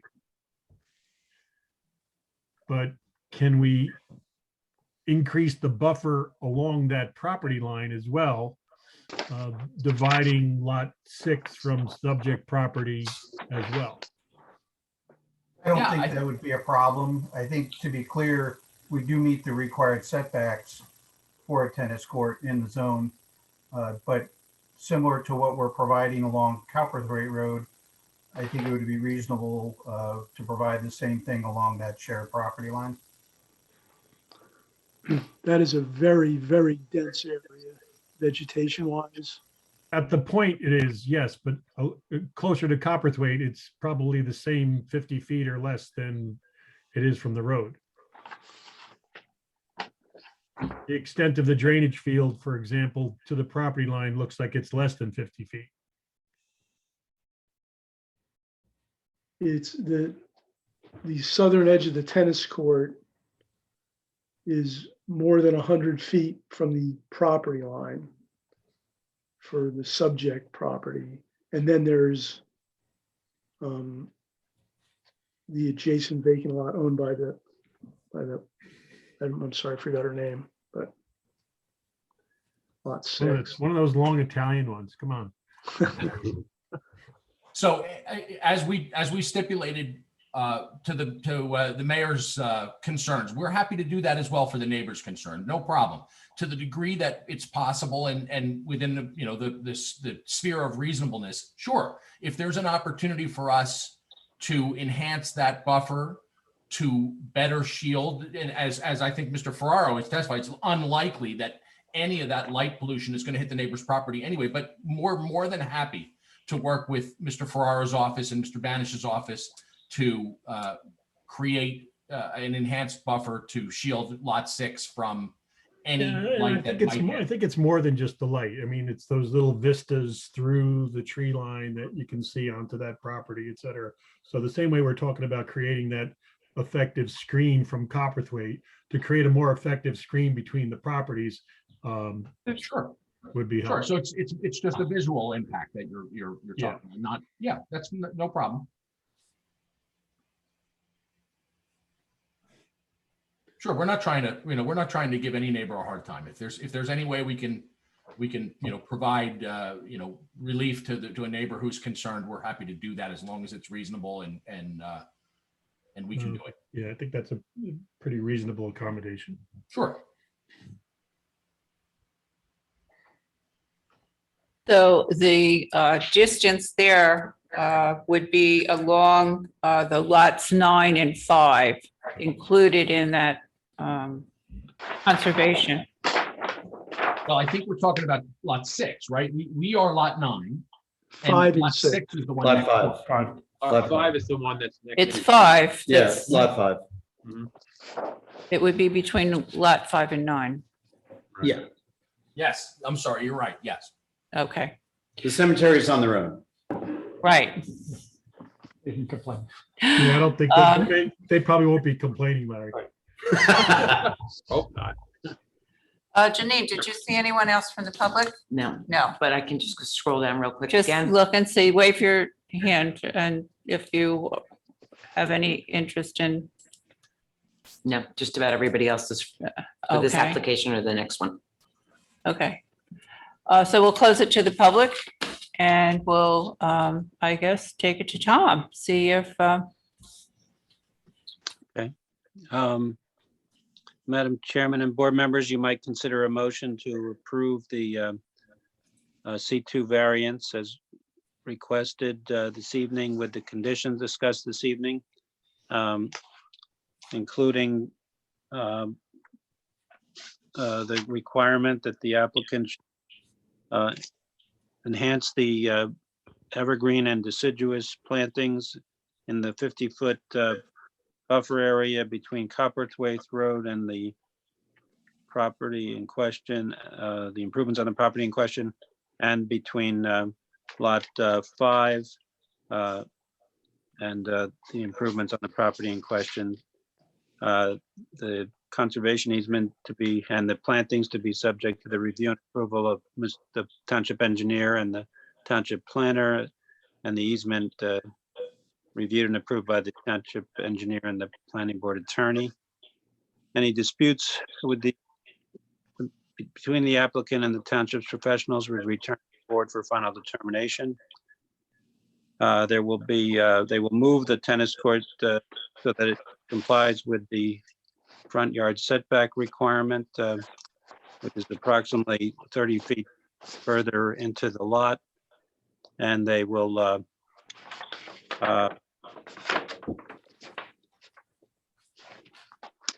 install the dry wells and stormwater management system as explained by Mr. Fox and to the satisfaction of the township engineer. The lighting fixtures and the details of the lighting shall also be subject to the review and approval of the township engineer. Any disputes with the township engineer shall be returned to the board for final determination. Is there such a motion? I'd like to make a motion, but before I make the motion, I just want to make one comment. I think what all we're able to do here is mitigate the negative criteria or the negative impact here. The idea that there is some positive criteria with respect to this social benefit, I don't see it extending beyond the property owners or having any community benefit whatsoever. So the best we can do here is, or I don't know if it's the best we can do, but we're making some effort here to mitigate the negative impact. I'm satisfied with the negative impact. So to that extent, I would make the motion to approve the motion as described by Mr. Collins. do I hear a second? Tim Walter. Okay, we need a roll call. Oh, Mayor Jacobs. Oh, I do want to thank Ms. Cottarelli for her comments. And I also want to thank the applicant for accommodating the requests regarding the buffer, both on the Copperthwaite frontage and on the frontage with Ms. Cottarelli's property. With that, aye. Committeeman Hickey. Aye. Mr. Strickhoff is absent. Mr. Travellini, Aye. Mr. Rodelius, Aye. Mr. Leonard, Aye. Mr. DiGiovanni, Aye. Mr. Zupnik, Aye. Ms. Orabana, Aye. Mr. Walter, Aye. Chairwoman Gutschall. I agree with the mayor, and I thank the applicant for the changes that they have made and the accommodations that they have done, and also by moving the tennis courts. So I vote yes. Thank you very, very much for hearing us tonight and working with us for a successful approval on the project. I thank you very, very much again, and I wish you all a good night. Thank Bye-bye. you. Okay, Brian. Thanks, Mr. Fahey. Congratulations. Thank you.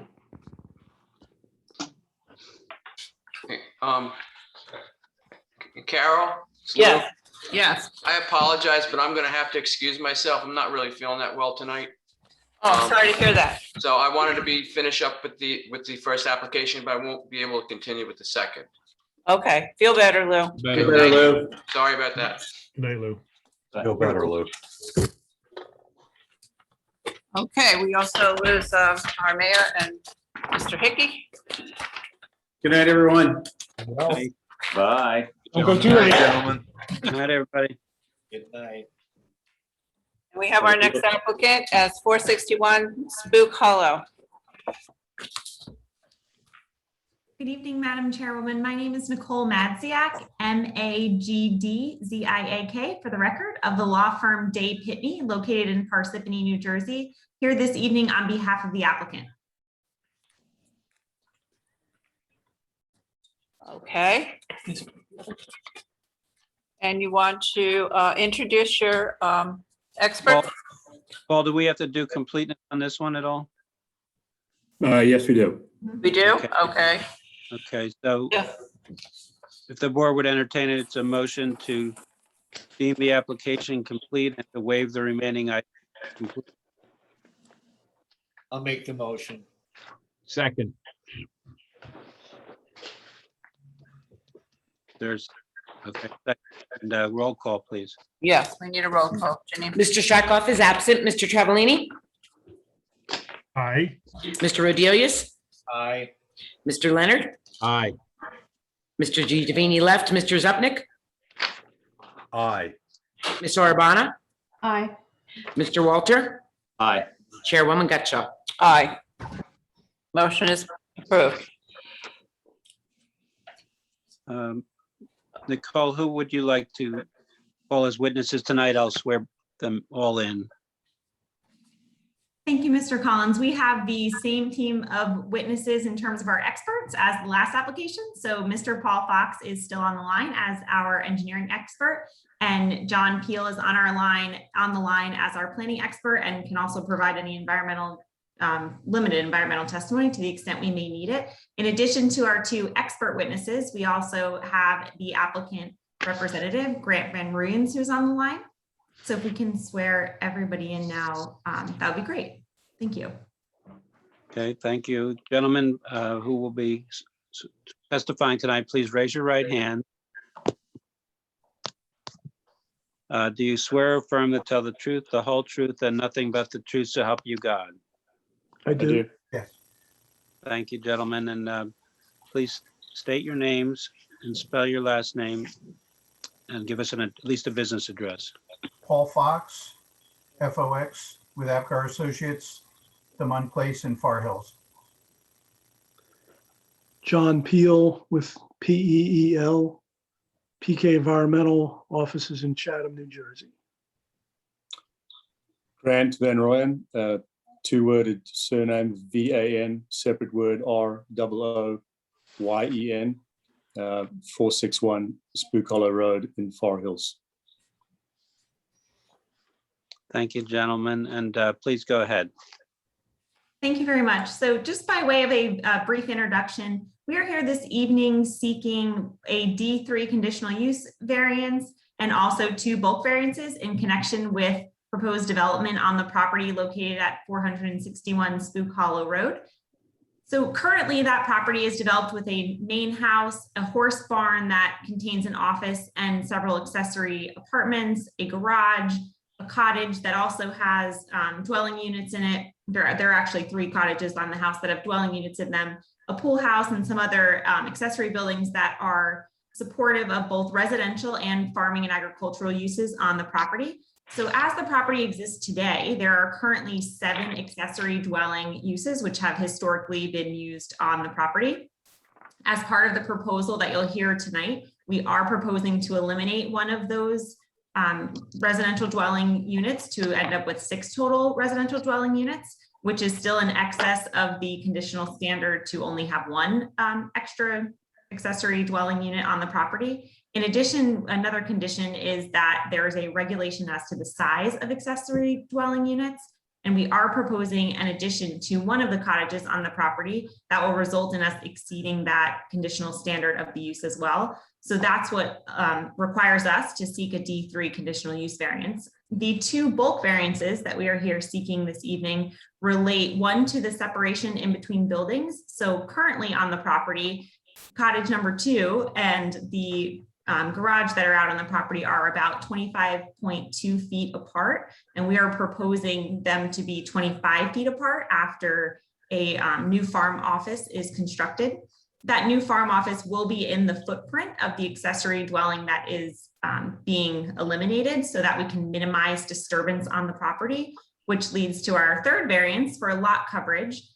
Currently existing today is 9.11%, and even though we are proposing a new farm office and an addition as part of this application, we do propose to maintain that existing 9.11% of lot coverage so that we are not increasing that lot coverage, but we do need to seek a variance because we are proposing new structures in place of old structures. So with that, I'd like to turn it over to Paul Fox to Grant Van Rooyen, who is our applicant, so that he can provide you with a little bit of a history on the property, why he purchased it, and describe the project and what his intention is in connection with those projects. So Grant, if you can please start by providing the board with just a little background of when you purchased the property and for what purpose? Thank you, Nicole, and good evening to the board and Madam Chairwoman. Thank you for your time this evening. We're grateful for the opportunity to present our project. For context, we actually own and have owned for some time the property next door to the property we're discussing this evening. It's actually the original home that my wife grew up in, and we purchased it some 10 or 12 years ago, and so have been in Bedminster for a long time, both through my wife's family history and then obviously since we got married and moved here. We bought the property next door, so the one we're discussing this evening, in middle of October last year of 2020. It does neighbor our existing property. We share an extensive boundary with that property. The reason we purchased it, and many of you may know it as Spook Hollow Farm. The reason we purchased it was it's obviously we share an important boundary between our existing property and Spook Hollow Farm. And we'd always admired the property. Obviously, we've driven past it for a very, very long time. It has a wonderful degree of rural character, and we were prepared to take on the task of maintaining it and advancing it and preserving it. And we found that to be a very enjoyable project, recognizing that we're early on in the endeavor. We have 4 children, and the opportunity for us to have a little more land for them to enjoy, and for us all to enjoy it as a large family, which we are. Both my timmediate family, my wife Laura's family, and my family are rather large, and we like to gather collectively as well. And so this property ticked all the boxes, if you will, relative to our desired uses as a family, both immediate and extended. In terms of the proposed project that we're discussing this evening, as part of the overall evolving master plan, we would like to move back onto the property. We haven't been able to live on it. The condition of the buildings when we acquired it wasn't conducive to moving into any of the buildings that we acquired. A number of them were leased to external tenants, which have slowly been leaving the property, which obviously during a pandemic is somewhat challenging for them and for us. But we have been restoring what is known as Spooky Cottage for the last 4 or 5 months, with the intention of moving back in there as a family of 6 later this year, while we pursue a broader master plan for the main house on the property in due course. I guess the challenge, if you will, of the current cottage is it's rather small, but we knew that. And it had an existing deck that we're looking to turn into a dining room, so we can feed our children around a table, if you will. The second aspect that we're looking to do is to replace what is a 3-car garage with a 3-bedroom apartment above. We'd like to demolish that building and rebuild it in place, as Nicole described. We will be removing the apartment that was historically rented to external tenants, and we'll be replacing that with a farm office. The property is a relatively large in size. It has a number of farm workers who work there every day, and we have no place to conduct our farm business. There's a historic small farm office in the main stable complex. It's very small. It's dirty. It's outdated. And frankly, you couldn't gather more than 1 or 2 people in that farm office in its current form. And so we need a broader, larger place for us to conduct the farm's business. The purpose, as I said, for our project is to be able to move back into Spooky Cottage while we continue to evolve the property for our ultimate needs. And the farm office is for us to be able to conduct our business. The final thing I would observe for the benefit of the board is obviously the nature of this property. It has 3 road boundaries, and therefore we have a number of neighbors. We've had the opportunity to speak with a number of our neighbors, not all of them, but we've tried to be a good neighbor and go and converse with our neighbors, and we have had no negative feedback from the neighbors we've been fortunate enough to talk to, and frankly, we've had support thus far relative to our neighbors. And I'll pause there. And Grant, if you can just explain for the board, you had mentioned that your intention in sort of your master plan for this property is to move into the main house eventually after you have a plan for that and renovations for that. What is the intent of the Spooky Cottage when you move out of it? Our broad intent for Spooky Cottage and for all the other structures that have accommodation on the property is to use them exclusively for our extended family use. I have family spread all over the world, and we try and gather a couple of times a year, and so we would simply use those dwellings or beyond the main house for our exclusive family use for friends and family when they come and visit, with no external rental objective, which was the historic way of operating from the previous owner. We don't intend to do that. Thank you. That's all I have for direct testimony. Are there any questions from the board? Can somebody describe, again, in plan or on Google, describe what we're talking about as far as where the family currently lives in the adjacent property, what they're talking about when they talk about the Spooky Cottage, the main house, and all that kind of stuff? I'm somewhat familiar with the property, but I'm not sure what you mean by these various dwellings.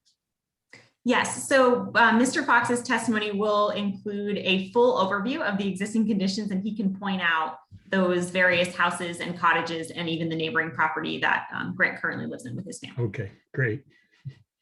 I have a quick question, Tim Walter. What's going on at Cottage 1, Cottage 2, and Spooky Cottage right now? That's questions to me? Yes. Yes. Yeah. So currently, Spooky Cottage up until November was occupied by an external tenant. That tenant moved out in November, a month or so around the time we closed, or a month or so thereafter. And we applied, we applied for a permit to renovate that cottage, and that's what's been happening since around the December timeframe. It's obviously a very old structure, and we're going through the joys of renovating that structure right now. Cottage one is a single bedroom, single roomed cottage, a single floor. Spooky Cottage is 2 levels with the basement. Cottage one is a single level, single bedroom cottage. That cottage was leased to an external tenant. We inherited that lease when we closed on the property, and that tenant is in the process of leaving. I think their lease is in effect through the late June timeframe, but we don't expect them to stay on the property, and so that'll be vacant as well. Cottage two is a 2-story, 2-bedroom cottage that is next to cottage one, and that cottage was vacated by an external tenant, also whom we inherited when we acquired the property, and they moved out about a month ago, and we are in the process of going through a renovation of that cottage as well. Next to cottage two is the building that we would like to demolish and turn into the farm office. That building is currently a 3-car indoor garage with a 3-bedroom apartment above it, and so those are the 4 units I think that you referenced there. Now, for the one you just mentioned, the garage, the apartment above it, was that also rented or is rented? It historically was rented, but when we acquired the property, it was vacant, and it has remained vacant ever since. Okay, and just to confirm, your plan is not to have any more rentals on the property? The only accommodation that we intend on the property beyond my family's use is for some of the farm workers who do live on the property currently. They occupy 3 apartments that are in the stable block, within apartments within what we would refer to as the stable block, which is next door to the farm office. And I recognize this is somewhat of a complicated a set of buildings, but those are the only objective there is for the folks that work on the farm to continue to use those apartments. The stable block, that's not part of the cottage 1-2. That's a different property. Where would that be? Would that be stable block? It's on the same property, and it's Paul, up to you whether you want to bring up somewhere to walk through this soon. But yeah, you'll see when Paul puts it. It's the horse barn. Yeah, there are 9 or 10 stables. There's a hayloft. There's a tack room. There's a washroom, and there are apartments all connected together as part of that collection of a single collection of buildings, but with multiple different uses. You got a lot going on. How many apartments are in the stable block? There are 3 apartments in there. There are 3 apartments within that collection of buildings referred to as the stable block. And how many people are renting in there? What about? There are three discrete families, 2 families and a single individual. Okay. All right. Thank you. Yep. Thank you. So, Mr. Fox, I think it would be beneficial if you can share your screen, if you can pull up the plan, and then we can at least have that in the background. Are there any more questions of Mr. Van Root? Can I ask, this is a dumb question. At the onset of your presentation, you described the property as Far Hills, New Jersey. Is that a post office box? Why are you here? That's post office box, yeah. I've been trying to get mail directed to Bedminster for years, and it never makes it. So by force of habit, I refer to it as the mailbox, but it's in Bedminster. You're correct. Okay, so when you say Far Hills, that's just the post office address. If you wanted to contact me by mail, then yes, you would send me to Far Hills, New Jersey. Right. Okay, thank you very much. Thank you. There are a lot of very lost Amazon delivery people out here. Yeah, I'm sure. a lot of properties in Bedminster with a Far Hills address. Okay, Mr. Fox, you want to start your presentation? Sure. Let me just share a screen to show the Google Earth view, which was requested. Yes. So what we're looking at here is Route 206 coming from Bedminster up into P-PAC. This is Holland Road coming up from Route 206. In the very upper hand corner is the Essex Hunt Club. Holland Road, here's the intersection with Fowler Road. And then here's the intersection with Spook Hollow Road. So the property we are talking about is immediately right here. And what Mr. Van Rooyen was referring to as his wife's family's property is another adjacent lot over here where her parents live. Is that lot 8? Off the top of my head, I don't have that information, but when we go to the plans, I can show the tax maps. That's not lot 8. Lot 8 is immediately next to lot 9, which is the subject of our application. This lot is the next one beyond lot 8, but I can cover that when we look at our overall plans. Just zooming in here, the property has access both from Spook Hollow Road down here, as well as an access from Fowler Road. And those have existed for many, many years. We surveyed this property first in 1980, and all of these structures were existing at that time. I'm going to turn off the roads here just to make it a little bit easier to see what we're talking about. So the main home on the property is right here. There's a tennis court. There is a pool down here as well as a pool house. And then up in here is the area we're going to be talking about tonight. And that includes the horse barn complex here, where there are presently 3 apartments, as well as part of that is used for the farm office currently. There is what's referred to as Spooky Cottage over here, which is where we're proposing to add a dining room addition. And then there is a masonry garage here with a 3-bedroom apartment above. That's what we would propose to replace with a new structure for the farm offices. And then there are 2 additional cottages here that would remain as is with no change. Are there any questions before I switch to my plans? That's good. Oh,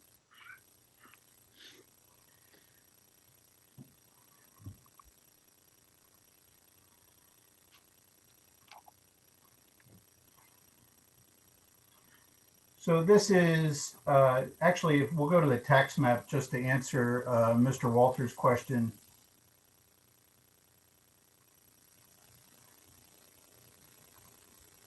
So when you look at the tax map inset in the upper right-hand corner of sheet 1, you can see that lot 9 is our subject lot that we're talking about tonight, which is actually a through lot that connects to both, has frontage on both Fowler Road as well as Holland Road.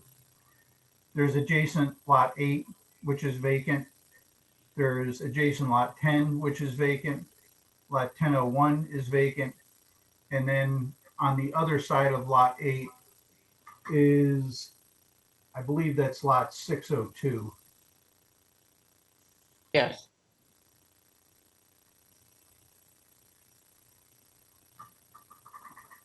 Between the tree pollen in my eyes, I can't see that well tonight. It is 602, yes. yep. So, and that is, again, the home where Mrs. Van Rooyen's parents live. So is it adjacent to 9? No, it is not. It is not. There is a vacant lot in between lot 9 and lot 602. Yeah. Looks like an undersized lot. I don't know. If it is. No, it is not. It is not.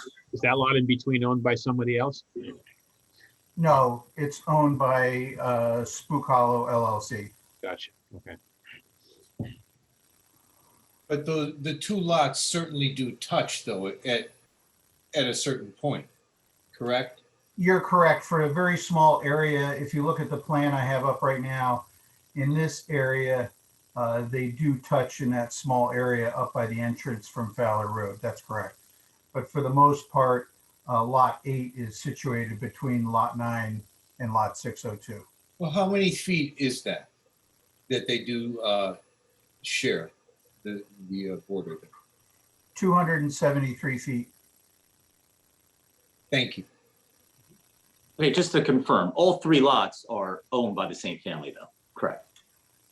They're actually owned by different entities that they're are all- controlled by the same family. That's correct, Mr. Walker. Yeah, okay, all right. Right, that's, thanks. So again, looking at Lot 9 here, there are 2 structures which we're proposing to make changes to. The first is the structure we discussed as Spooky Cottage. There's presently a deck off of this corner of the house, and that deck would be removed and replaced with a proposed first floor addition to house a dining room. That requires a variance because, first of all, we're enlarging an accessory dwelling, which there's already more than what is permitted. And then the house is larger than what's permitted for an accessory dwelling. The second activity we're proposing is to demolish the existing masonry garage in this area that has a 3-bedroom apartment above it. We would be eliminating that accessory dwelling and replacing the masonry garage with a farm office that is shaped to match what the existing masonry garage is. The variance required for that is that the township code requires a separation between buildings of 50 feet, and between the masonry garage and cottage 2, we only provide 25 feet in both the existing and proposed conditions. Other than that, that is the limit of the proposed improvements for the project we're discussing tonight. So I have a question. Are you going to be eliminating housing for any of your farm help? No, presently they're in the main barn complex here in the 3 apartments. So you're And not that- losing space for them when you demolish and convert to the farm office? No, we are not. We don't want you to lose, space for your farm. Nor does the owner. Would you just point that out again? Where are the apartments for the farm help? Sure. So when you look at our drawing here, you have the. Oh, I main see, in the existing barn. Exactly. In this wing of the barn, there are 2 apartments, and then there's a 3rd apartment over in this wing of the barn.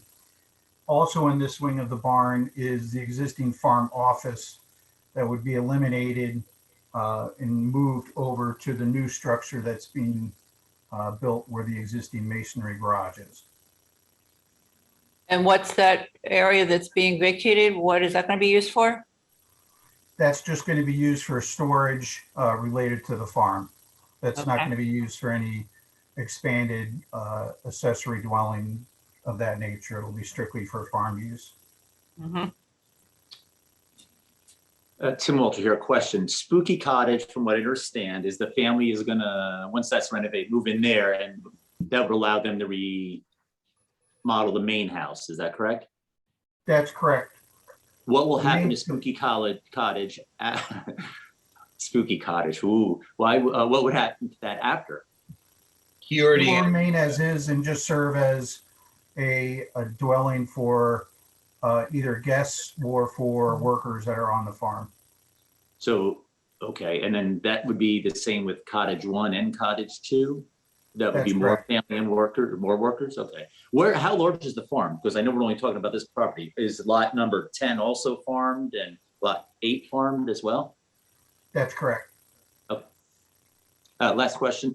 Septic, has this been brought in front of the Board of Health? in regard to each one of these dwellings have their own individual septic? Is there a shared septic? Is it a cesspool? What's going on? For some of the structures, there are, for instance, for cottages 1 and 2, there is a shared structure. For Spooky Cottage, it has its own septic system. Because of the size of the property and the total amount of wastewater generated per day, it is beyond being regulated by the local health department and instead is regulated by the NJDEP under an Egyptes permit. The prior owner did not have an Egyptes permit for the property, so we have submitted an application to obtain an Egyptes permit for the property. That permit will then govern any future changes or modifications to the existing septic systems on site. Okay, has that been approved yet, or is it in process? It's in process right now. We've already submitted it. Will that affect any of what we're discussing tonight if they come back with something? No, they simply establish the purpose of a T1 permit is to essentially take what the existing uses are on the property and the wastewater generators and put that on the record within the DEP as the existing condition for the site. So it establishes really what's there. It establishes a permit number for the site, and it establishes certain monitoring requirements for the wastewater treatment facilities that are on the property. It doesn't require any upgrades or approvals. Paul, anything you want to add on that, or is that okay? Well, it's a fairly contorted system that the state has. I'll use that as the best word I can come up with. Under the regulations that were adopted in 1990, any site that had more than 2,000 gallons a day was supposed to get what is called a T1 permit under the New Jersey Pollutant Discharge Elimination System. My guess is 5% of the people who had those facilities actually got those permits. As things like this come along, people get the permits. This is one where the DEP will eventually issue the Egyptes permit, and then the alterations of the systems will be managed and reviewed by the DEP under a TWA. Until they are increasing, let's put it this way, under the local regulations, because none of this work currently proposes a substantial improvement, no alterations are required. Because they're also not increasing the flow on the site, there is no review required by the DEP at this point. Okay, thanks. Mr. Fox, are you finished with your presentation? I think the only other thing to comment is we are over the permitted lot coverage. However, we're not adding any new lot coverage. We're simply modifying the existing one small portion of the lot coverage, which is the deck on Spooky Cottage. That's being changed from a deck to a structure. So while we're maintaining the same lot coverage, there is a change in what the lot coverage is. So for that reason, that is flagged as both an existing nonconformity and a proposed variance. I'm sorry, one more. Did you mention that one of the cottages, one of the dwelling units is going to be removed? Something's going to... Yes, there is, again, on the masonry garage that's located right here, on the second floor of that structure is a 3-bedroom apartment. And so when we demolish that structure, it will eliminate one of those accessory dwellings. So we'll go from having 7 accessory dwellings to having only 6 accessory dwellings. Yeah, but are you replacing it with another building on the same? It's still going to be there, yeah. Yeah. It's not going to be a dwelling. It's strictly Not going to dwelling. be. It's not a dwelling, right? Okay. Correct. It's strictly a structure for use as the farm office. Mr. Fox, what I heard you say seemed to contradict what Mr. Van Roen's described.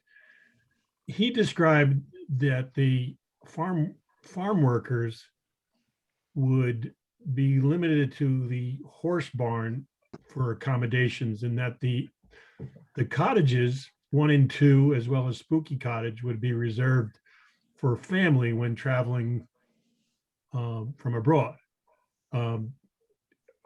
Which is the more accurate of the two statements? Well, I certainly think trying to predict the future is a little bit difficult, particularly as a new property owner and getting an understanding of how many staff are required on the property.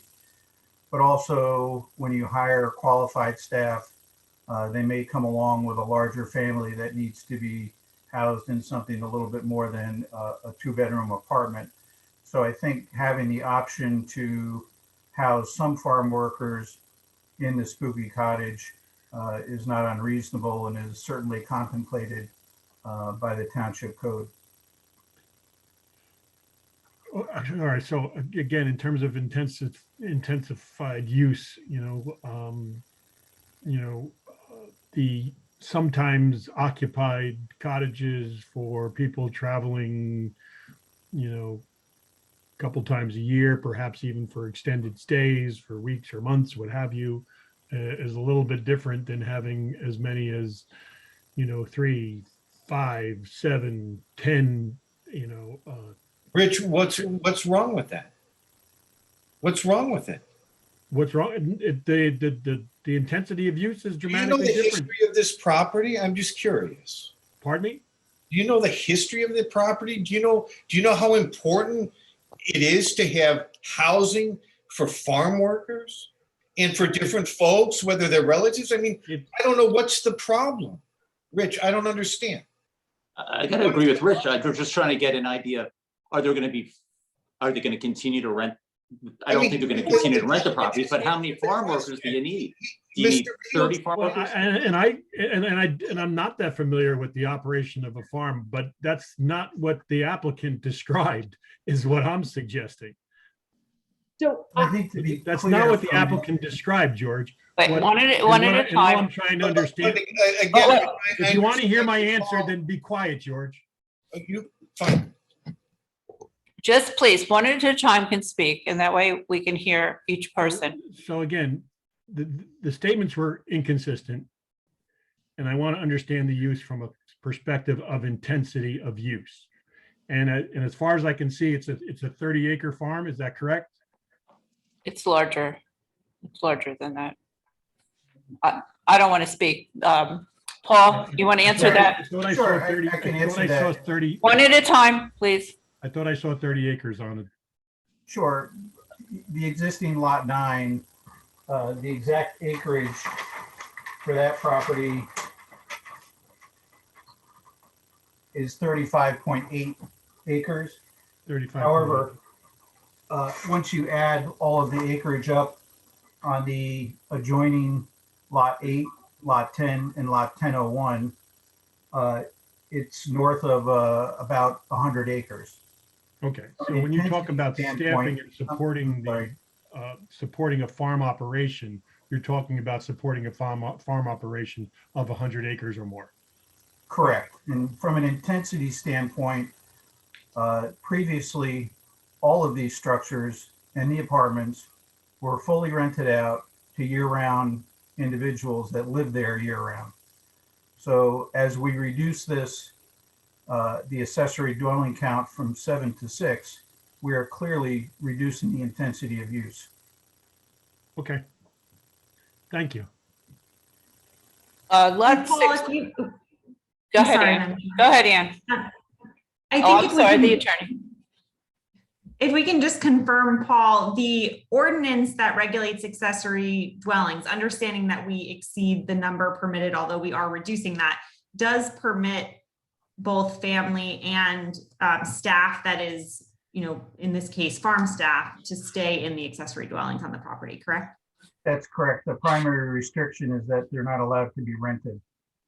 As long as that restriction basically applies to anything that came into being after the ordinance that established that restriction came into being, which I think was approximately 1990, but I think Mr. Ferraro could correct me on that. As I indicated, when we surveyed this in 1980, all of those structures existed, and our understanding is that all of those structures Some of them were rented out. Some of them were used by farm workers, but they've all been used continually since that point.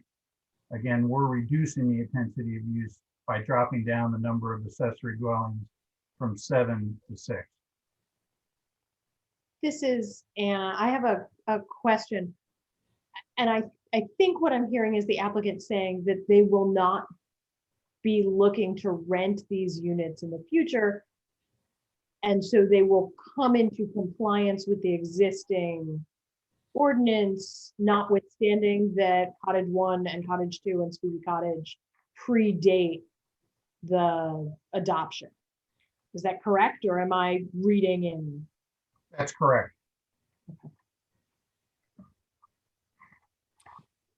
Anyone else on the board have any questions for Paul Fox? Seeing none, I'll open it up to the public. Is there anybody, Janine, that has a question for Mr. Fox?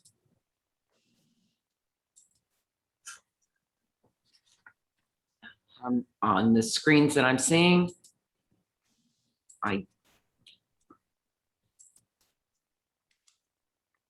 Please raise your hand if you want to. No. No. There's So we're- nobody else on the call, except, you know. So we're seeing no one at this time. So we'll close it to the public for Mr. Fox. You want to have your next witness, please? Yes, we'd like to call John Peel. Yes. John, if you can please provide the board with an overview of our justifications for the variances that we are proposing. Again, just to summarize, if you could start with the D3 conditional use variance, which relates to the accessory dwellings that are on the property, and provide the board with an overview of first the positive criteria that we need to be able to justify in order to have them grant this variance. Sure. So I reviewed Mr. Banish's very thorough and succinct overview of the project.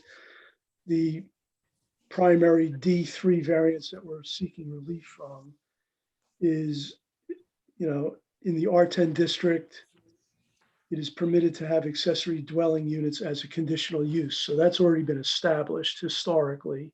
There happen to be 7 accessory dwelling units. In this case, there's a slight deviation not to the use, but to a couple of the issues, such as constructing a new structure.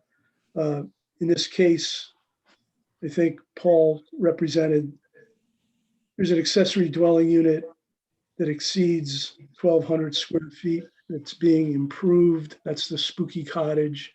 It's not really being expanded. It's just a deck is being turned into a dining room. So that's the conditional use. We're seeking relief when in particular cases and for special reasons, the board can grant the relief without substantial detriment to the public. So I think this is a simpler case than a prior case we had. Let's see what else. So Mr. Peel, in terms of what the board needs to consider for the D3 conditional use variance, though it is technically classified as a D use variance, we don't have to provide justification and proof that this site is particularly suited for the use. It is not that type of D variance, but we do have to be able to describe for the board why it's still appropriate as a accessory use, even though we do not meet all of the conditions that are established. So in your opinion, in this particular case, is the continued use of Spooky Cottage with the essentially enclosure of the deck so that it can become a dining room and the elimination of one of these dwelling units to reduce the intensity still appropriate given the size of this property? Yes, absolutely. The use complies with the purposes of the MLUL. It will cause no substantial detriment to the public good, will not substantially impair the purpose of the zone or the ordinance, and provide the positive criteria. It provides adequate light, air, and open space. It maintains the same condition technically. It promotes a desirable visual environment. And that's just goes along with the historic spooky hollow farm use. And it promotes the conservation of a historic site and district. There's no impact whatsoever and no detriment. So variance relief can be granted without detriment to the public good. It will not substantially impair the intent and the purpose of the zone plan or ordinance. So this one's a lot simpler. And Mr. Peel, in addition to that D3 variance, we also have the 2 bulk variances that Mr. Fox described. One for the lot coverage, which is going to be maintained as what's existing there today, and a second one for the separation between 2 accessory structures, which is also going to be maintained at approximately what it is today. Although the standard is different for a C variance, in many ways it is, less of a proof that we need to provide. Do the same reasoning that applies to Spooky Cottage and the farmhouse also apply to does the same reasoning that applies to the accessory dwellings also apply to the accessory structure and to the coverage? Virtually identical. There will be no substantial detriment to the public good or to the zone plan or ordinance. It's the same criteria. There's virtually no change for those 2 bulks. No physical changes whatsoever. So there is no negative impact whatsoever to the zone plan. Same conditions. Thank you, Mr. Peel. That's all I have. I'll open up to the board from Mr. Peel. Board have any questions? Tim Walter, I have a question. Frank, do you agree with all that? I think one of the important things to think about, and I started out my memorandum by reciting from the historic preservation plan element, the history of this relatively significant agricultural estate property from the early part of the 20th century. I think what we're hearing tonight is that there is a new owner prepared to reinvest in this property in a substantial way, and he's not asking to be able to do that by renting all the buildings out. He wants to be able to farm it and to bring in farm help as needed. I think under these kinds of circumstances where the intensity of use predates any zoning I've been involved in, most of these buildings have been there for a very long time. I think it's really a fortunate thing when Bedminster finds a property like this that someone wants to reinvigorate rather than remove or somehow otherwise deal with. So I think it's very meritorious. I don't hear anything that I think is detrimental or negative to the neighborhood or the nearby property owners. Thanks. Thank you, Tim. Any other board members? I'd like to ask Mr. Fox another question. Is there parking required for this office that's going to be proposed? There already is a parking area on the other side of the driveway from the office area. I can zoom in on that and show that. And how many spots are required and how many is provided? Well, for the office area, I think there would be 4 required, but the fact is all of those people live on the farm. Well, that was going to be my next question. Yeah. There's really no special parking requirement. This is the parking area I was talking about. But again, the people using the farm office are people that live on the farm. So there really wouldn't be any parking requirement for that structure. Okay.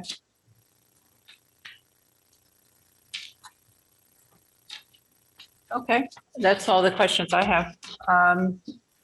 Anyone else? I guess we need to open it up to the public to ask Mr. Peel if they have any questions. I don't believe there is any public. There's just the board and applicants. Okay. All right, so we can close it to the public. Wait, there is one person, Mr. Slack. Yes, Mr. Slack? I think I'm probably the only member of the public left tonight. I just wanted, as a neighbor off of Fowler Road, just to really second what Mr. Banish has just said. And Mr. Slack, please raise your right hand. Sorry. Do you swear or affirm to tell the truth, the whole truth, and nothing but the truth so help you God? I do. And please state your name, spell your last name. My name is Henry Slack, S-L-A-C-K, and I live on Fowler Road in Peapack, New Jersey. Thank you, Mr. Slack. And I don't actually have a question. I just wanted to, for the record, support what Mr. Banish just said. Everything I've seen from being a neighbor as to what's going on this property is very impressive. And as Mr. Banish said, it's really nice to see something that was originally started as a major farm being restored to that. That's all I wanted to say. Thank you, Mr. Slack. Okay, anyone else on the board? You know, I just want to say one more thing. I Yes. didn't realize, I learned through this process that this seems like what George just said. I didn't know the history of the property, and it seems like a special piece property in Bedminster. So through this, asking some questions, I discovered that. So I wanted to say that's great what they're doing to it, and I look forward to it. Thank you, Tim. Okay, I think, what? Anything further? Okay, then we'll go to Tom. We can propose a resolution. Sure. Let's just make sure Nicole doesn't have anything she wants to add. Nicole, anything you needed to add or wanted to add? No, thank you, Mr. Collins. Thank you. So it's a motion to approve the variances requested, the C variance, I'm sorry, the D variances as it requested, the C variances as requested with the conditions offered by the applicant this evening and the standard conditions, Paul and Frank's reports. The accessory dwelling units shall be reduced from 7 to 6. The treatment works approval permit shall be obtained. And the dwelling units shall not be rented to third parties outside of the farm workers. And to the extent they are not used by farm workers, shall be used by the owner's family. I believe those are the conditions. Okay, thank you. We need a motion. So moved. Second. Just one clarification, if I could, Madam Chair. Yes. I believe the owner's testimony was that the use would be for farm workers, family, and friends, but not for rent. Is that? That was Nicole, my did I get it right? understanding. Yep. Okay, just wanted to be clear on that. Thank you. Yes. Okay. I'm sorry, who was the first? No, Jeff was second. It was me, Janine. It was Scott. Thank you, Scott was Scott. first and Jeff was second. Yep. So now we need a roll call, Janine. Okay. Mr. Leonard, Aye. Mr. Walter, Aye. Ms. Arabana, Aye. Mr. Travellini, Aye. Mr. Zupnik, Aye. Good Mr. luck. Odelius, Aye. Chairwoman Gotcha. Aye. Congratulations and thank you for your interest in this property and the, Good luck with it all. yeah, with the improvements you're going to make. Thank you. Thank you. Thank Thank you very you all. much. Thank you. Good evening. Okay.